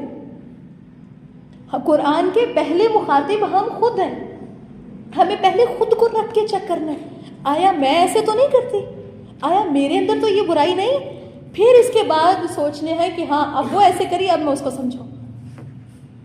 اور یہ وہ مثال ویسے ہی ہے کہ ہم مہینے سے نہائے نہیں ہوئے، کچرا ہمارے اوپر لگا ہوا ہے، اور ہم اسٹیج پہ چڑھ کے کہہ رہے ہیں طہور شطر الایمان۔ کوئی ہماری بات سن کے نہانے چلا جائے گا اس ٹائم پہ؟ کوئی ہماری بات سن کے وہاں پہ صفائی شروع کر دے گا؟ نہیں۔ تو اللہ تعالیٰ نے کیا فرمایا؟ وَأَنْتُمْ تَتْلُونَ الْكِتَابَ، حالانکہ تم کتاب کو پڑھتے ہو، کیا تم عقل سے کام نہیں لیتے؟ وَاسْتَعِینُوا بِالصَّبْرِ وَالصَّلَاةِ، مدد طلب کرو صبر سے اور نماز سے۔ صبر پہلے ہے نماز سے بھی، کیوں؟ کیونکہ نماز کے لیے بھی صبر چاہیے، نماز پر ثابت قدم رہنے کے لیے بھی صبر کی ضرورت ہے۔ اللہ تعالیٰ نے فرمایا تم چاہتے دیکھیں بیچ میں اللہ تعالیٰ سے دعا مانگ، اللہ تعالیٰ سے سورہ فاتحہ میں کیا کہا؟ ایاک نعبد و ایاک وستعین، لفظ ملتے جلتے نہیں ہیں، ان کا روٹ ورڈ ایک ہی ہے، عون۔ نستعین میں بھی عون تھا، یہاں پہ بھی عون ہے۔ تو مطلب کیا ہے؟ اللہ تعالیٰ سے کیا، اللہ تعالیٰ نے ہمیں کیا فرمایا؟ تمہیں اللہ کی مدد چاہیے، تم چاہتے ہو کہ تم متقی بنو، تم چاہتے ہو کہ تم سلف صالحین کے راستے پر آؤ. تم انبیاء صدیقین شہداء کے راستے پر آنا چاہتے ہو تو اللہ کی مدد طلب کرو, لیکن بالصبر, صبر ہونا چاہیے. اللہ کی مدد کب آئے گی؟ نمبر 1 جب صبر ہوگا. دیکھیں آپ خود ہی اٹھ کے کباڑے کر رہے ہیں, اللہ کی مدد کہاں سے آئے گی؟ آپ نے اپنی طرف سے پوری کوشش کی, باقی کام اب آپ سے نہیں ہو رہا, اب آپ مدد مانگ رہے ہیں, آپ کو مدد ملے گی. لیکن اگر آپ نے باقی کا کباڑا بھی خود ہی کر دیا تو مدد نہیں آئے گی. صبر کر کے اللہ سے مدد کی امید رکھنی, اور پھر آتی ہے, پھر ایسی صبر, ایسی مدد آتی ہے اس صبر کے بعد. جیسے ابراہیم علیہ السلام کی آگ ٹھنڈی ہوئی, جیسے سمندر پھٹا, یہ صبر کے بعد اللہ کی مدد آئی تھی, یہ صبر سے پہلے نہیں آئی. اور فرمایا صبر کے ذریعے مدد طلب کرو, والصلاۃ, اور نماز. مصیبت, پریشانی, ٹینشن, دکھ, تکلیف حد سے بڑھ گئی ہے, ایک صبر کے بعد دوسرا کام کیا کریں؟ وضو کر کے مسلے پہ کھڑے ہونا ہے ہمیں, اور اب سے ہمیں یہی کرنا ہے.